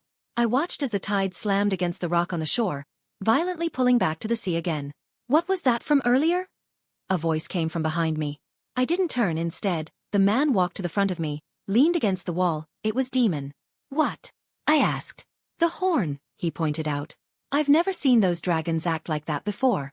It's just a horn to call dragons. I used it to call Vermithor. I answered casually. And what of you? What about it? You've actually done it. I said. I don't know what you're talking about. Daemon said nonchalantly. I sighed at his words. Father, you don't have to pretend in front of me. I know you did it. Daemon went quiet for a while, before continuing. He's tainting the bloodline of Targaryens. Is it his fault now? I raised my brow. Not Rhaenyra's? Their marriage is beyond saving. Daemon said. It's better this way. So you would marry her? I pointed out. Yes. Daemon nodded. Wow, he admitted it. Well, just don't go and marry her the day after her husband dies. Wait a few months or so. Daemon raised his brow to me, but he didn't say anything. The tides are high tonight. Another voice sounded. Both of us turned. It was Corlys Velaryon, watching the scenery outside. Lord Corlys. I nodded. Lord Maegor, he said. I understand that it is improper of me to ask this from you when my daughter is getting weaker on the bed, and I just attended my son's funeral. But I am killing two birds with one stone today. I am sorry about the tense atmosphere of high tide. It has been a long day. I understand, Lord Corlys. Any parent shouldn't bury their children. I said. What do you need from me? The war on the Stepstones is active again, he said, making me raise my brow. The kingdom of the three daughters have allied with Dorne, and our position in the area has been threatened. So you need me to go there? To fight? Yes. Corlys turned to Daemon. You and your father, Daemon. I turned to the windows again. And what will I get in return? Excuse me. Corlys frowned. What will I get in return, Lord Corlys? I repeated. The war on the Stepstones is not my war. I recommend that you ask the king to support you. The king will not support us, said Corlys. You and your dragons are our only hope. So you want my dragons? I hummed. What of you, father, are you going? I was the king of the Stepstones, said Daemon. So yes. I sighed at the answer. I want gold, Lord Corlys, pay me, then I will go. Lord Corlys frowned. Are you a sellsword, Lord Maegor? I'm a lord in need of gold to develop my lands, Lord Corlys. I countered. Lord Corlys thought for a while, before speaking. Fine, name your price. 250,000 golden dragons. I said, making Lord Corlys widen his eyes. If you give me that, I will win you the war. You are brave, lad, said Corlys with a sneer. You will only give me an empty promise. You can give me half of it now, and half of it when I win the war. I said, it's either that, or no deal at all. Corlys scoffed at my words. He turned toward Daemon, who was smirking, and then towards me. Like father, like son. Fine, we will depart on the next moon, be ready. Oh wow, I didn't think he would agree. When the sun rose, we were woken up by the sudden scream of a midwife. Everyone rushed outside, seemingly trying to know what was going on. When everyone arrived at the scene, they saw Lena, lying lifeless on the ground in the middle of the corridor, with her crotch seemingly bleeding. When Princess Rhaenys saw the sight, she wailed. In 1 week, she had lost 2 children, one from murder, one from complications of childbirth. It seems that Lena was trying to reach for the outside. Maybe she wanted to see Vhagar, to ride her one last time, just like what I have read. Lord Corlys sat on the ground, his back leaning against the cold stone wall, seemingly in shock. I feel kinda bad now for demanding that much money from him, but oh well, a deal's a deal. Her husband could only stand there in silence. He carried her body to her room, where he sat vigilantly. The servants quickly took away her daughter, who I know now was named Rhea Antaryon, so that she could not see the sight of her mother's dead body. To be honest, even I think this is too much of a tragedy in 1 week. The gods have yet to show mercy to the Valyrians today. But of course, unsurprisingly, the tragedies continued. Chapter 21. Chapter 21. Year of the Red Spring 2. 120 AC. Another day. Another funeral. Lena's funeral had just ended. This time, the winds are strong, and the clouds are dark, but thankfully before the storm starts, we were able to bury Lena in the sea to accompany her brother. But after that, the storm kicks in. We took shelter in the castle. Thunder rolled loudly as raindrops and winds crackled the windows of high tide violently. Meanwhile, everyone gathered in a hall, drinking wine as they offered their condolences to Lord Corlys, Princess Rhaenys, and the Sea Lord Antaryon. I stood in front of a crackling fire, warming up my body while I drank some cold water to cool my throat. Helena was sitting right beside me, with her runic bronze color that she admitted to me that she's starting to get comfortable in. She got an oyster shell in her hand, seemingly playing it, opening it, and closing it, as if she was talking to the shell. The storms are strong. The sea has schemed. Yet all is broken when the dragon bowed to the eye. I turned towards her and touched her right shoulder, making her look at me. Is that one of your dreams? I'm used to it, she murmured. But my threads have changed. And that is all I want. You saw what your mother will cause, so you come to me? I asked her. I never liked her touch, rough on the skin, she said to me. Then she held my hand that was on her shoulder. Unlike yours. I smiled at her awkwardly. This is weird, but what the hell, we're only 2 years apart, she's nice anyway. I patted her shoulder as I gave her a cup. Here, have a drink. She grabbed the cup as she nodded. Thank you. She drank from the cup, and put it aside to the table, before coming back to the shells again. I sighed at the fire in front of me. It's been a long week, screams, wails, sobs and death. I walked away from the fire, leaving Helena alone for now. When I turned around, I saw the queen with a wine cup in hand, staring at me coldly. I bowed at her, but she didn't respond. I walked towards the nourishment table, taking a couple of grapes and taking another cup. But out of the corner of my ear from afar, I hear something. It was the king, speaking to the Sea Lord in the corner of the room. My condolences to you, Sea Lord Antaryon, said the king to the Sea Lord with a sad tone. Is there anything the crown can do for you? Thank you, your grace, said the Sea Lord. I have a question surrounding the situation of my daughter. Which is? As I understand that she is of Valyrian blood, said the Sea Lord. I am not so knowledgeable on your kingdom's culture. But is it possible that my daughter Rhea and my son will be allowed to claim one of the dragons? I fear that she wanted to have her mother's dragon to remind her of what her mother used to be. The king went silent. I didn't hear a response for about 30 seconds, but then he spoke. Forgive me, but I cannot allow your daughter nor your son to claim a dragon. That custom if they are of a Valyrian house. That is why her mother was able to get one, because Lord Corlys is of House Velaryon, which is a Valyrian house, and her mother Princess Rhaenys is from House Targaryen, which is from my house, the ones who own the dragons. The Sea Lord didn't speak, probably thinking of an answer. But then he spoke again. I understand your grace, but if I remember correctly, the Lord of Runestone is not from a Valyrian house. He is from House Royce. How come he is able to get not one, but 2 dragons? Maegor is my nephew, said the king. And he had not changed his house name to House Royce. He kept the name of House Targaryen. And what of his sons and daughters? The Sea Lord asked again. Will they gain the privilege of owning a dragon? I finally turned towards the direction of the king and the Sea Lord. They were looking at me, especially the Sea Lord. The king smiled towards me, and I heard him saying, my nephew is a lord sworn to me. The privilege that I will give him is none of your concern.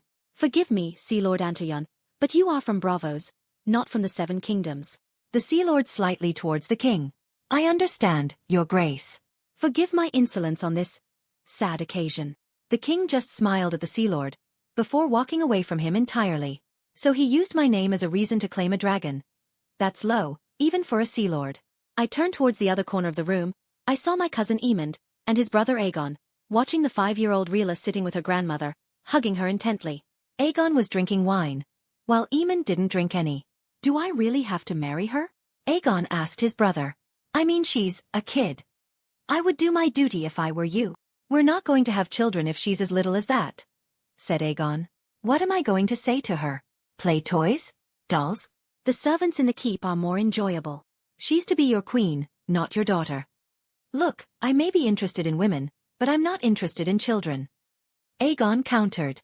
I'd rather hear moans of pleasure rather than hear screams of pain. Braavos is a powerful ally, said Aemond.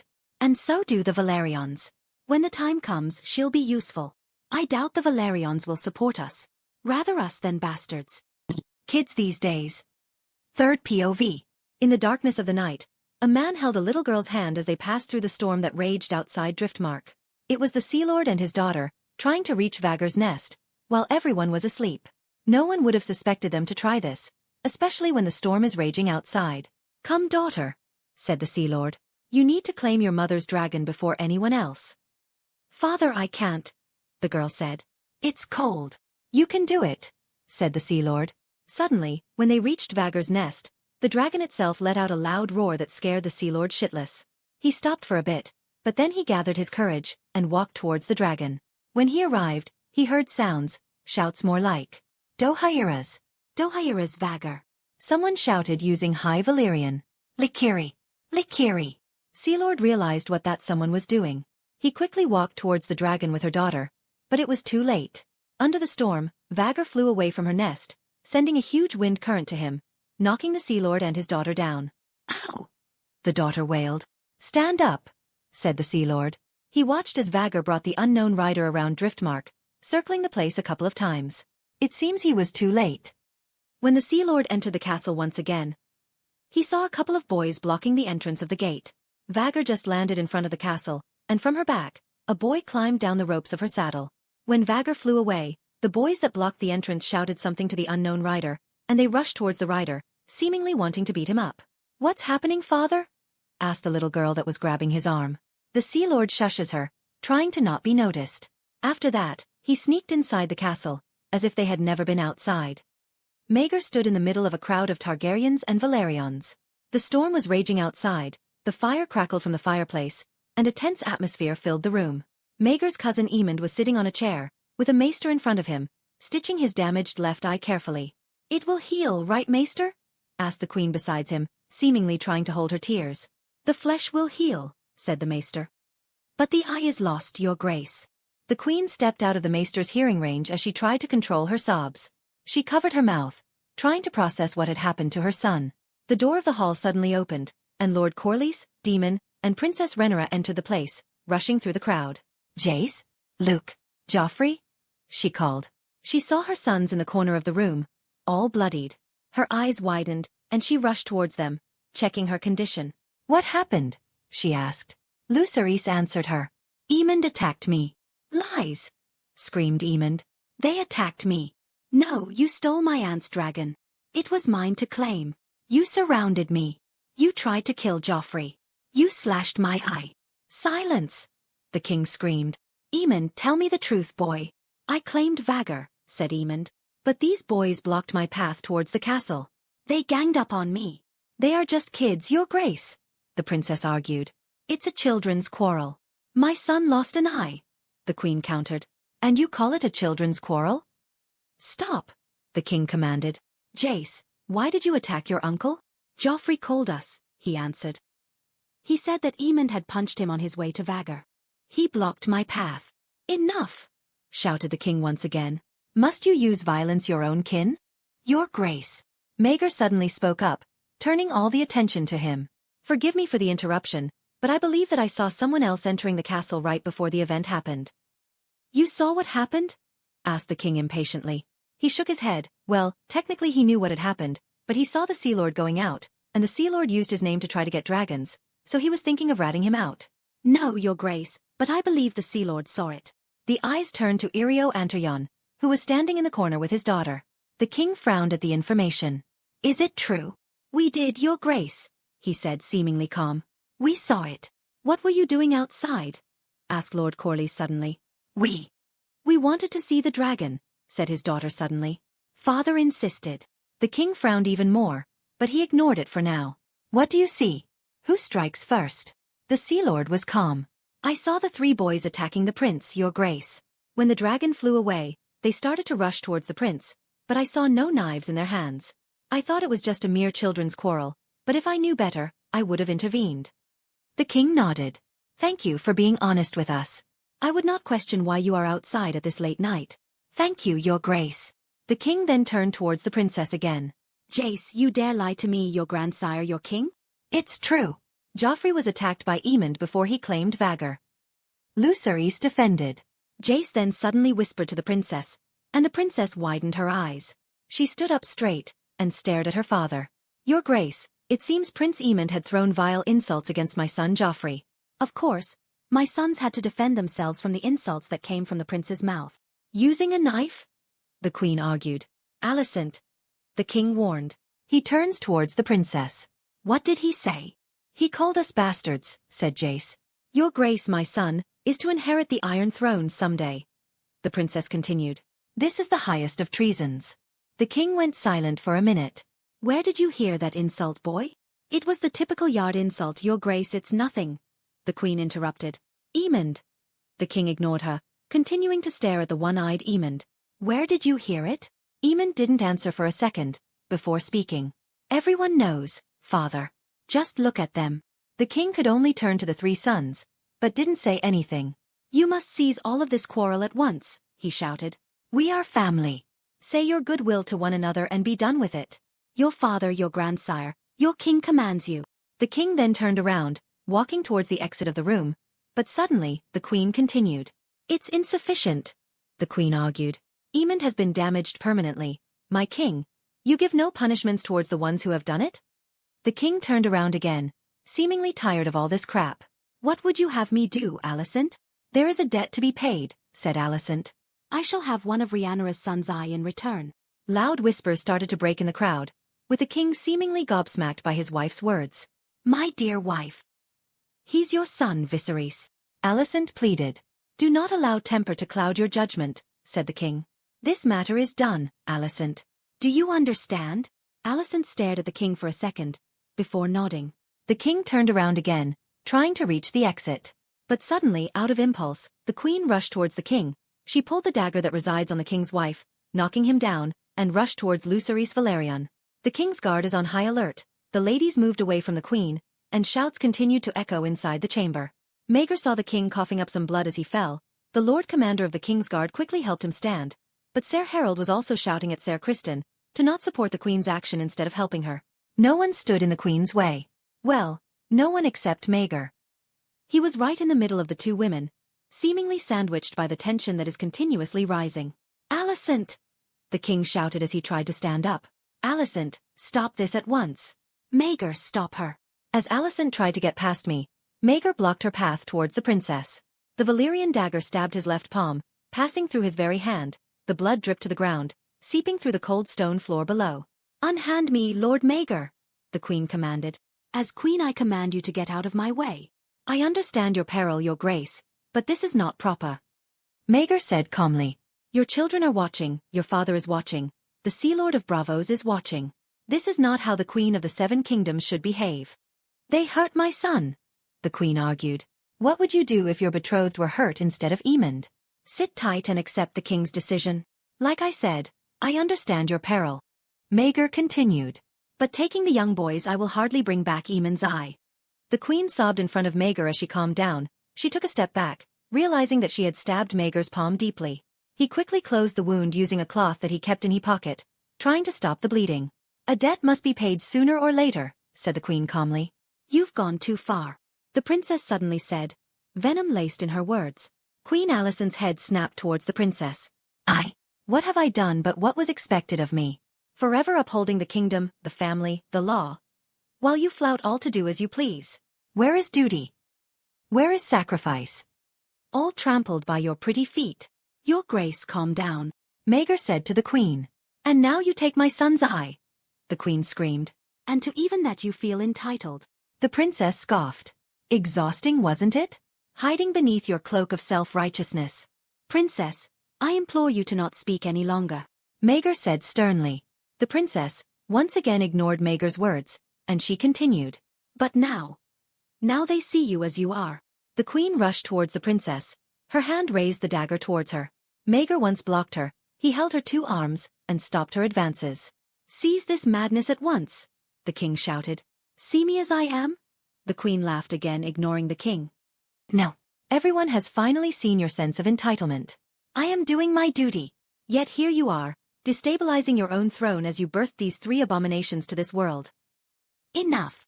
Maegor shouted in front of her, making her flinch. He grabbed her dagger from her hand and threw it away to the ground. Your grace, this might be improper of me as my stature as a lord, but to even call three young boys abominations? You've stepped out of line. So now you're supporting her, Lord Maegor? The queen scoffed. I am to be your mother-in-law. Then as your future son-in-law, I am helping you to see reason. Maegor shouted. You too, dressing up as different colors, dressing your children with different colors, then you try to pit them against one another, insulting the opposite behind their backs. Are you children? This is not a game. Lives are at stake, the entire dynasty is at stake. Maegor turned towards the princess, who looked surprised at his act. And you, princess? I don't even care anymore. If the king cuts off my tongue after I'm saying this, then to hell with it. You are the heir to the Iron Throne. I heard that all your life you want to sit in that damn chair, yet you don't even act like you're supposed to be the queen of the 7 kingdoms. You constantly bait the queen to get a reaction out of her like you're some sort of a teenager aching for attention. Maegor's eyes turned towards the 3 sons of Rhaenyra, and his stares made them flinch. Maegor, enough. The king suddenly commanded. Enough. Maegor turned towards the king, and sighed to calm himself down. He bowed his head towards the king, seemingly respecting him. Helaena stood on the side of the whole debacle. Her eyes wandered towards the 3 individuals in the middle of the room. She saw her mother and her other children on the left side, her future husband on the middle, and the princess and her children on the right. The greens. The bronze. The blacks. Chapter 22. Chapter 22. War for the Stepstones. 121 AC. Third POV. 1 year later. 10 ships sailed across the narrow sea as they arrived near Bloodstone. They were reinforcements from Driftmark, bringing supplies, men, and weapons to the command post in the island. They were passing through the waters in between the Bloodstone and the island of Grey Gallows, when the ships were ambushed by nearly 15 ships, waving Tyroshi banners on their sails. Ambush! Shouted the admiral of the small fleet, Vaemond Valerian. Constant shouts were quickly transmitted across the fleet, giving the signal to start preparing for battle. The oars were pulled, the sails were decreased, and the bowmen readied their arrows. Not a minute later, rains of arrows were flying through the air. The Tyroshi and the Valerians raised their shields, bracing for the arrow to hit them. Casualties were sustained. Vaemond then shouted to the rest of his ships. Ram their ships. The oars were taken out once again, and the sailors below started rowing viciously. 10 ships rushed towards the 15 Tyroshi ships, as if trying for time. But suddenly, a high-pitched dragon's roar sounded from the sky, making the Tyroshi on high alert. Dragon! Vaemond heard the Tyroshi admiral shout. Prepare the bolts! Prepare the bolts! A red worm-like dragon swoops in from the sky, its crimson fire swallowing a ship whole. The screams and wails of pain quickly echoed over the waters. The burning and destroyed ship produced thick smoke towards the sky, and the Tyroshi wavers. Shoot the damn dragon! The admiral of the Tyroshi shouted. The other 14 ships that haven't been damaged yet turned their scorpions at the red dragon. They turned the mechanisms, and released it, launching sharp and thick bolts towards the red dragon. The red dragon struggled to avoid the barrage of bolts. Its skin is not strong enough yet to deflect scorpion bolts, and if one of those hit it, it would be its downfall. The red dragon continuously strafed to avoid such fate, its neck and body swirling in the sky like a snake avoiding traps. Vaemond clicked his tongue as he saw the dragon getting pressure. He shouted towards his sailors to row faster, to at least put off the pressure from the dragon. Suddenly, 2 piercing roars echoed throughout the sky. It even shook the sea below. The admiral of the Tyrosh turned towards the source of the sounds, and he saw 2 dragons. Their scales reflected the sun above, shining their bronze and silver color to the ships. The 2 dragons dived towards the Tyroshi fleet, unleashing their bronze and silver dragon flame towards the sea. Their flames swallowed an entire line of ships whole. The continuous dragon breath slashed through the fleet, burning everything in its path. More dragons! Shouted the admiral in fear. Turn the scorpions! The 2 dragons circle around the fleet, seemingly stopping every ship that tries to escape. The dragon fire burns everything. Screams of pain and plead of life echoed throughout the battlefield. When the fire was approaching, the Tyroshi sailors jumped to the sea, but it was of no use, because when the fire burns the ship, it boils the water, cooking the sailors alive. There's not even a slight chance that the Tyroshi could win against 3 dragons. The admiral of the small Tyroshi fleet could only despair as his ships burned every second, and finally, his time came when the bronze dragon hovered on top of his ship, before unleashing its dragon flame to him. When the fire contacted his body, his flesh evaporated, leaving none of his body parts for the sea to swallow. The Valerian fleet scavenged what they could find from the burning wrecks of the Tyroshi fleet. It's not much, just stacks of arrows, some weapons that haven't melted, and armor. One of the disadvantages of dragonfire is it burns everything in its path, leaving nothing to be claimed by the winner. But it did its job of being weapons of mass destruction. Vaemond Valerian stood atop his ship as he gazed at the 2 dragons that were approaching his ship. The bronze dragon hovered in the sky, and Vaemond saw someone standing on top of the dragon's head. The rider wore a light leather gambeson decorated with small bronze plates for extra protection, and runes were carved on it. His red cloak fluttered in the sky, and his hand was at the hilt of his well-decorated sword. It was Maegor. "You're late," Vaemond shouted to the rider. "You're supposed to fly with us. Where were you?" The dragon slowly approached the ship so Maegor could jump at a safe distance. Once he jumps, he spreads his cloak using his hands and foot to act as a guide and a brake, so his fall wouldn't be so hurtful. When he landed on the ship, the bronze dragon flew away towards the silver dragon, who was circling the destroyed fleet. "Sorry, Vaemond," said the rider, walking towards the admiral. "I've had to deal with some things back at Runestone." Vaemond raised his brow. "And that is?" "Well, Helena didn't want to come back to King's Landing, so I had to convince the king and queen to allow her to stay at Runestone until our marriage," said Maegor. "And some workshop owners wanted to meet me, but that's not important. The important thing is that I'm here now. I saved your fleet just now. A thank you would be nice." "That's what you were paid to do," Vaemond pointed out. "A significant amount, no less." "It's your brother that paid me," Maegor countered. "Not you. I could just go to Bloodstone and ignore the Tyroshi slaughtering your fleet. Bloodstone supplies are in this fleet. So, I could claim the supplies once you're dead," Maegor pointed out. Suddenly, the Blood Wyrm Caraxes approached the ship, and he landed on top of the deck, barely holding on. Daemon jumped from the back of the dragon, and he walked towards the two men. "Good job on burning the ships," Daemon commented to Maegor. Then he turned to Vaemond. "And you're too careless. How come you can't see a fleet twice your size from a distance?" "The islands are blocking our sight," Vaemond argued. "If only we had dragon riders to scout for us before we entered the area." "Like I said, I have some business back home to take care of," Maegor said. Daemon looked amused at the sight. "Well, lads, we should hurry back to Bloodstone. We'll tell you the situation there." Maegor hummed at the suggestion, and he took out his horn. Daemon eyed it as if it was a prize. He blew the horn hard, yet no sound came from it, but instead, Vermithor dived to the ships, before hovering on top of it. And after that, they went to Bloodstone. I stood in front of a giant table that displayed the map of the Stepstones, the Kingdom of the Three Daughters, and parts of Dorne. Some sculptures were on top of the map, symbolizing cities, dragons, armies, fleets, and bases. Lord Corlys Velaryon stood the opposite of me, while Daemon and Vaemond was on the side. Threats came from the west and in the east. Corlys pointed at Sunspear and the disputed lands. "The Triarchy we can manage, but Dorne in the west is a threat, and we're in a stalemate. If we bring our fleet to the east, Dorne will strike, and if we move to Dorne, the Triarchy will combine their fleet." I tapped on the map repeatedly, thinking about what we should do. "Brother, he's a boy, he doesn't have any experience in this," Vaemond commented. "Let him think," Daemon spoke, interrupting Vaemond. "Of course, you defend your own son." Vaemond scoffed. "If only you didn't leave the Stepstones years ago, we would not be in this spot." "Silence," Corlys commanded. "What do you think, lad? Dorne will not bow nor surrender, even if we burn their cities to the ground. But maybe. Here." I pointed at the Greenblood. "This area is the only agricultural area of Dorne aside from a small amount of land in the Torrentines.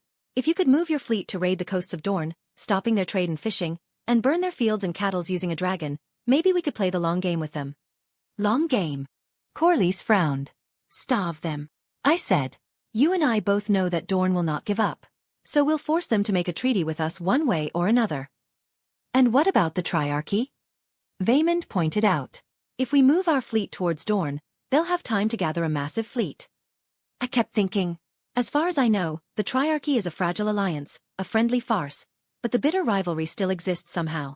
What if we burn one of their cities? "Are you mad?" Vaemond questioned as if I was joking. "You'll be shot down instantly from the sky." "They will not expect it," I said.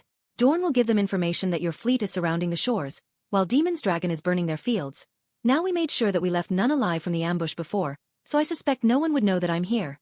If I attack one of their cities during the night, and in the middle of a rain or a storm, then the Scorpions will be hard to aim at during the night. Especially a stormy night." Corlys nodded. "The Triarchy is a corrupt, fragile alliance. If one city falls, the other two will try to devour the fallen one," I said.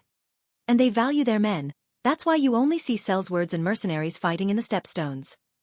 "And what city would you target, lad?" asked Corlys. "Myr is too far away. While Lys has the Black Swan, perhaps she could try to exploit the situation if one of the cities falls. So that leaves Tyrosh," I said. "If this actually works as well as I think it will, The Triarchy might not even exist at the end of this war. And Pentos or Volantis might exploit the situation as well. "And you're confident you can succeed?" asked Corlys. "I am not going to waste men on a plan that you are not confident with." I am. "You can't do this previously, as sea smoke nor Caraxes is not as big as Silverwing or Vermithor, and their flames are not as hot as my dragons. Even if it's botched, I could still decimate a quarter of the city with one strafe, and it would still do its job." Corlys turned towards Vaemond. He had no reaction. He was still pondering, looking at the sculptures on the table. Then Corlys turned to Daemon, who just shrugged at the Lord. "Very well, lad," said Corlys. "Vaemond, prepare the ships." Chapter 23. Chapter 23. Beyond the Line. 121 AC. /N. Don't name your kid Aegon, folks. Third POV.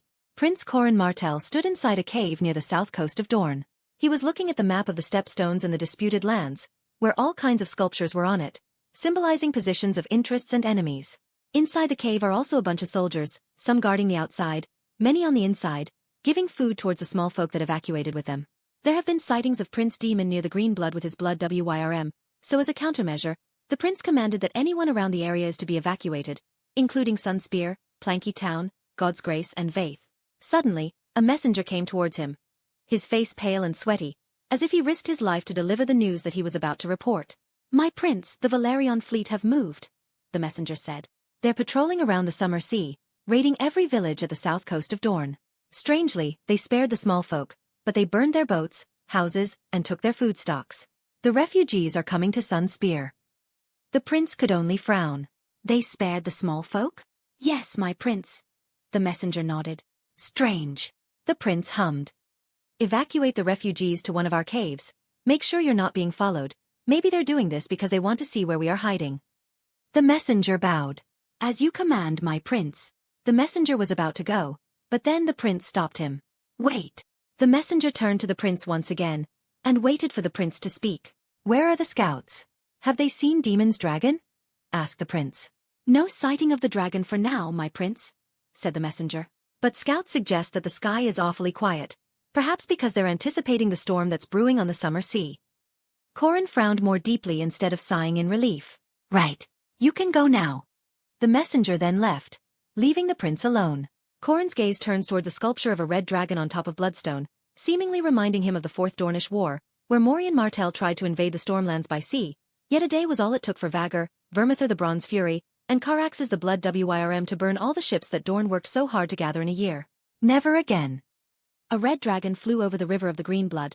The rider of said dragon, Daemon Targaryen, showed no signs of life below whatsoever, but the green pastures of many fruits and vegetables were being planted, as spring had just come. When Daemon saw no signs of life, he commanded his dragon to dive towards the field, before unleashing his crimson fire towards the ground. The climate of Dorne is quite dry. The grasses that grew there were a bit yellow in color, but the crops stayed healthy, as an irrigation system spread throughout much of the Greenblood.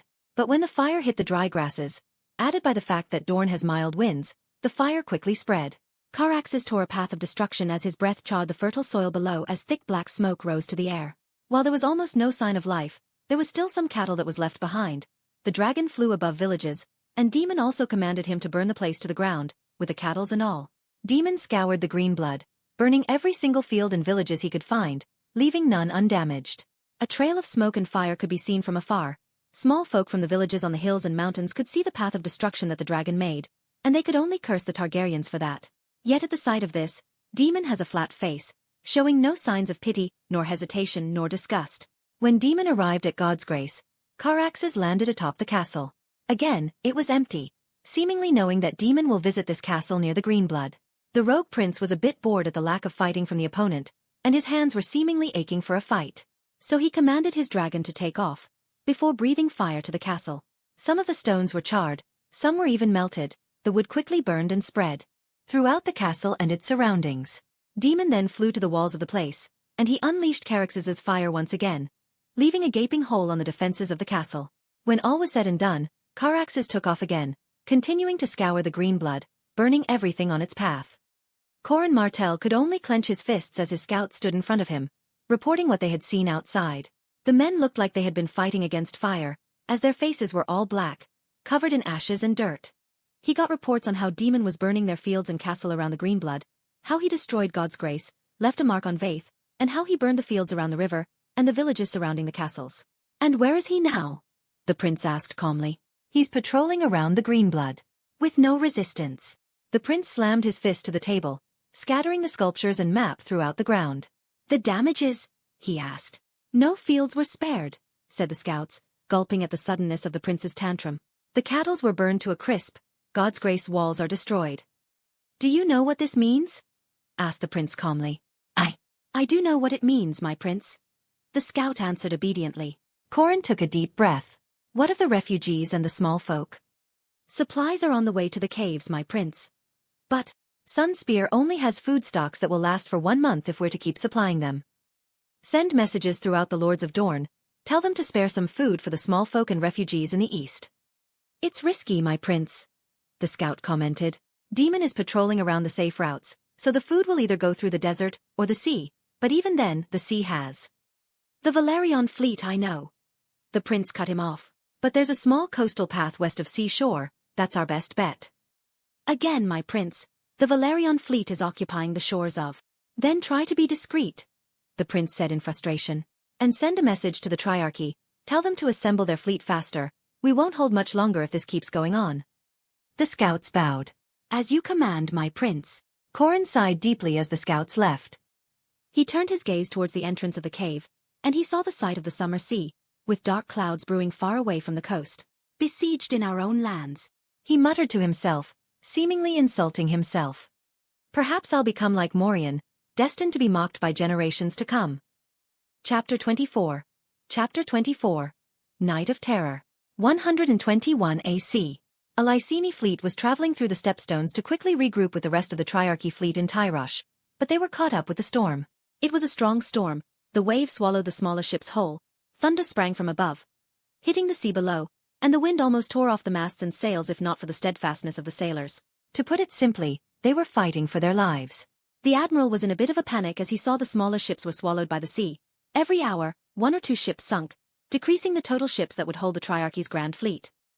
He was afraid that Lys will be mocked as the ones who contributed the least, as when they will reach Tyrosh, a grand admiral will be chosen, and he didn't want to be not picked. Suddenly, in between the thunder and the loud winds, he heard something. He didn't know what it was, but it sent chills down his spine. He was looking at a map of the Stepstones, trying to locate where he actually was, but that noise broke his concentration. Not a second later, he heard shouts and screams from the outside. While it was a normal occasion in this situation, something deep inside him thought that it was a different kind of shouts and screams. So finally, he turned towards the exit of his room, and saw what was happening outside. A strong wind hit his face when he opened the door. Seawater came into his mouth, and saltiness filled his tongue. The sharp raindrops then hit his face like needles, and he tried to minimize it by covering his face with his palm. "Dragon!" A shout entered the admiral's ears, which made his eyes widen. A dragon in a storm? He could not possibly think of it. He turned towards the sky, and saw 2 dragons diving towards the fleet, unleashing their fire to the ships. The admiral then turned towards the scorpion in front of him, and ran towards it. The floor is slippery with all the water entering the deck, but he kept going. In the meanwhile, he kept shouting to the rest of the ships to use projectiles to attack the damn thing, and to relay information to the rest of the ships to use the scorpions that had been given to them. The admiral quickly loaded the bolt to the scorpion in desperation as he stumbled every now and then from the waves crashing to his ship. When it was loaded, he turned the mechanism, pulling the string that would launch the bolt. After all is said and done, the admiral turned the scorpions towards the dragons that were burning the ships, and he tried to aim it. But the ships were constantly shaking from the unstable waves, and he couldn't get a good shot. Tons of bolts were flying around the sky, but none hit the dragon. Instead, some hit their own ships, tearing a hole in their hulls. The admiral could only despair as the fleet crumbled. Many sailors jumped to the sea, hoping to drown instead of vaporizing by dragon fire. The admiral decided to do one last attack, before dying a sailor's death. He aimed his scorpion bolt towards the silver dragon above the sky, and released the mechanism. The bolt pierced through the heavy wind and rain, but then, the silver dragon released a silvery breath, melting the bolt that was still in the air. The admiral dropped down to his knees, before the silver dragon released her retaliation towards him. By the time the dragons left, the entire fleet had been swallowed by the sea, never to be seen again. Tyrosh. A stormy night came to the mercantile city. The strong wind and heavy raindrops swallowed the entire city, shutting off any fire and light source that is outside the protection of a building. A blue-haired Tyroshi was sitting in front of his desk, in his rather luxurious house at the outskirts of the city, just beside the Black Wall. He was a high counselor of the Triarchy, with an aura of arrogance and pride around him. In front of him were the other counselors, and they were staring at him, seemingly thinking the same thing as him. Those Lyseni whores, I wouldn't be surprised if they betrayed us. The high counselor practically spat.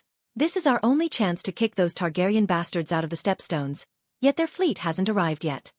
A storm has consumed the Stepstones, High Counselor. What else can they do? So? The High Counselor scoffed. They should have sailed earlier. We're wasting time here. The Stepstones continue to be occupied. Our lands will not be reclaimed on their own. The Stepstones are barren lands, a counselor pointed out. Is it all worth it to wage a decade-long war for that? No. I will not waste money on this lost cause anymore. The High Counselor snapped his head on the counselor that said that. He stood up, and he walked towards the counselor, putting his hands on his shoulders. Think of the gold we're able to make, counselor, he whispered. The narrow sea will be in our control.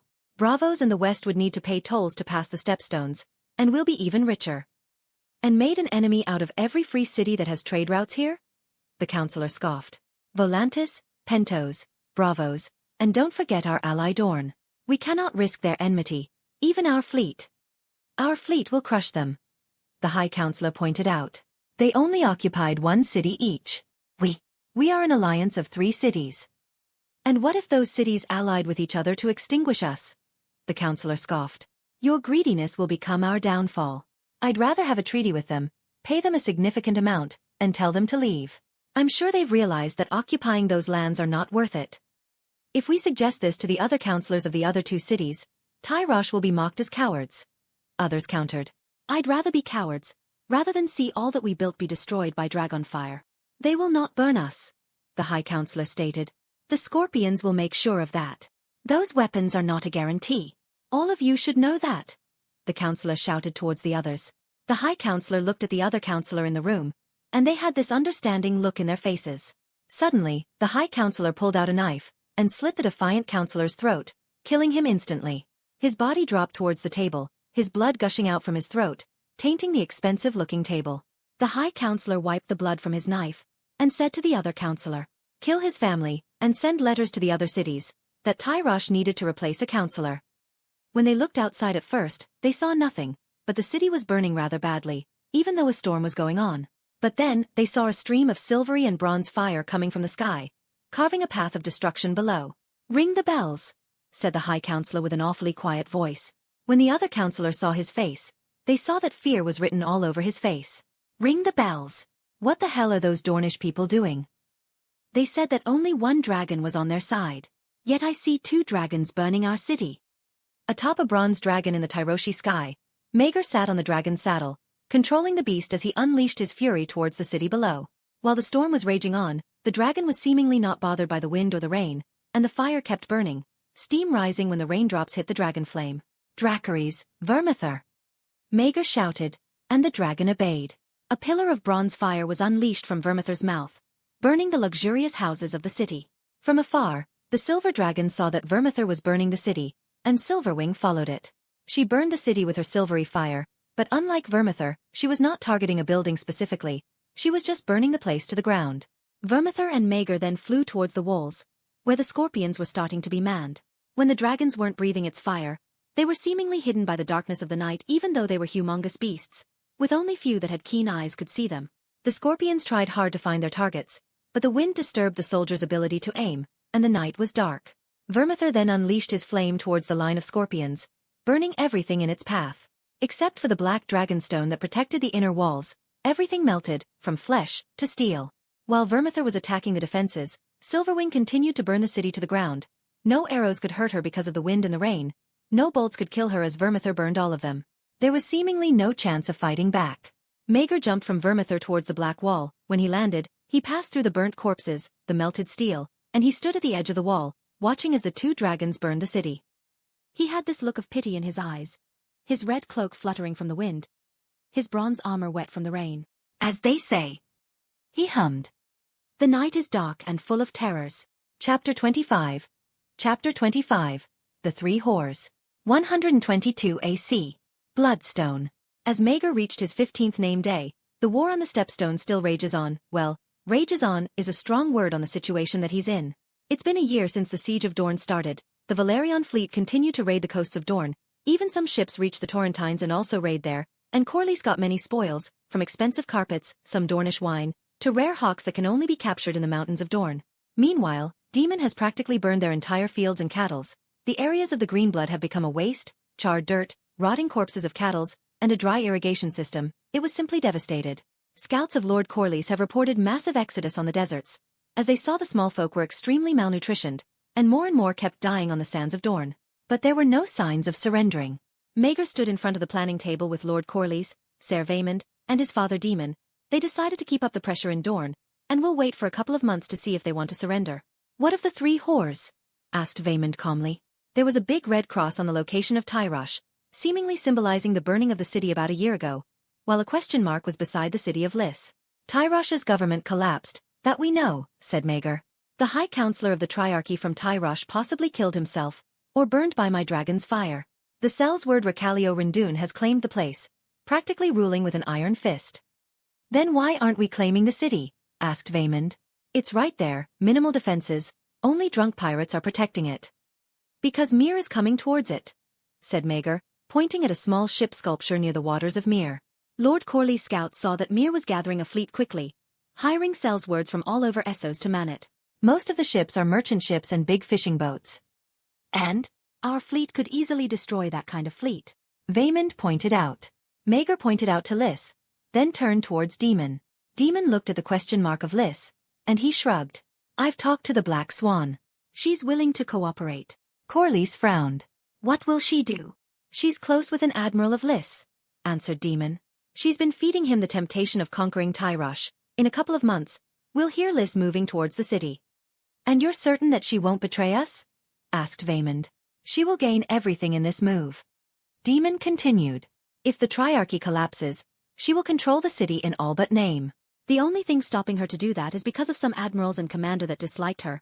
But when Lys decides to go reclaim Tyrosh, she can get rid of those rivals. Corlys hummed. The 2 whores will kill each other, because of a whore. Once the civil war starts, we can focus on Dorne. Try to make them sign a treaty with us. Maegor pointed out. And what will we offer to them? Asked Vaemond. Peace? Dorne would not sign if it's only for peace. We're starving them, Ser Vaemond. Maegor countered. Yet we saw no signs of surrender. Vaemond argued. My brother is right, Lord Maegor, said Corlys. They will not sign a treaty if we only offer them peace. Dorne would soon starve then surrender. How about we just conquer them? Suggested Daemon. They're weak. We can send words to my brother to send an army towards Dorne and occupy the place. The king would not want war. Maegor hummed. And occupation won't work. Hatred is already planted on the Dornish heart. We've starved their nation, and now we want to occupy them?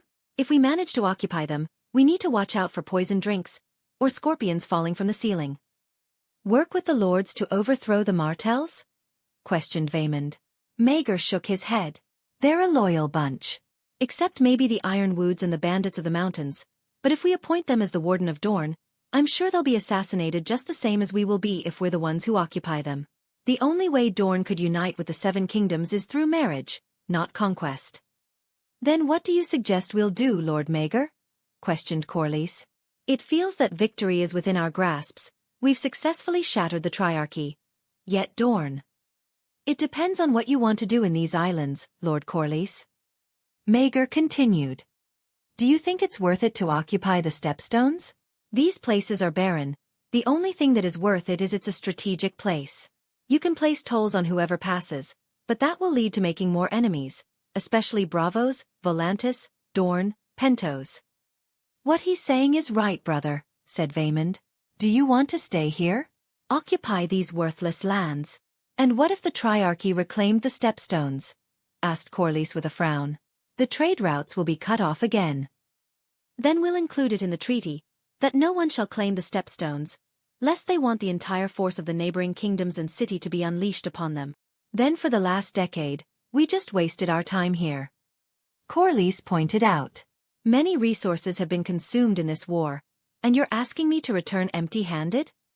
We can demand war reparations from Dorne and the 3 cities, possibly even extort them, answered Maegor.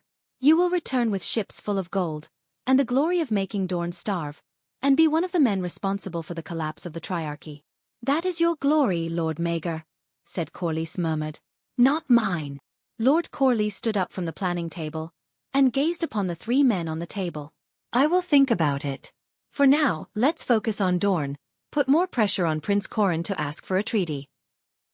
Maegor stood on a scaffolding of a makeshift fortress as he gazed upon the small dock of Bloodstone. Soldiers were unloading supplies, weapons and armor, and he saw 2 dragons flying around the island, seemingly patrolling the place. Suddenly, his father, Daemon, walked up to him, standing beside him, watching what he watched. Can't believe you did all this in 1 year, said Daemon calmly. Did what? Asked Maegor. Starve Dorne, collapsing Tyrosh, breaking the Triarchy. Daemon answered. Dragons were a big part of that. Maegor hummed. If we don't have it, I'm not sure I could pull off all that. There you go again. Daemon rolled his eyes. Maegor raised his brow towards his father. What? You're belittling yourself, said Daemon as if it was the obvious thing. Dragons are a part of it, sure, but your ability as a warrior proved that you're a capable man. I would surely not want you to be an enemy if any war breaks out. My God, Chicled. It's rather uncharacteristic of you to be afraid. Everyone is afraid of something, said Daemon calmly. Maegor looked at his father, but didn't say anything. His gaze turned towards the ships again, breathing the salty air. Congratulations, by the way. For what? Asked Daemon. Aegon. Maegor continued. My half-brother. He was born 2 years ago. Daemon scoffed. And I'm congratulating you now, said Maegor. Go back to Rhaenyra, Daemon.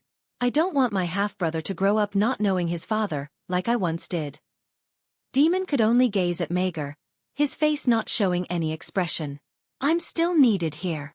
No, you're not needed here anymore. We're in the diplomatic phase of the war. Daemon just stared at the sky, watching as the 2 dragons fly around the island. Fine. Before you go, I must ask, said Maegor suddenly. Why name him Aegon? We already have an Aegon in the form of the Queen's firstborn. Daemon didn't answer. We named him after the Conqueror. Your lies won't work, said Maegor calmly. I guess this is the 2nd time you name your child out of spite. Daemon didn't say anything, he just left, walking down the scaffolding to prepare his departure.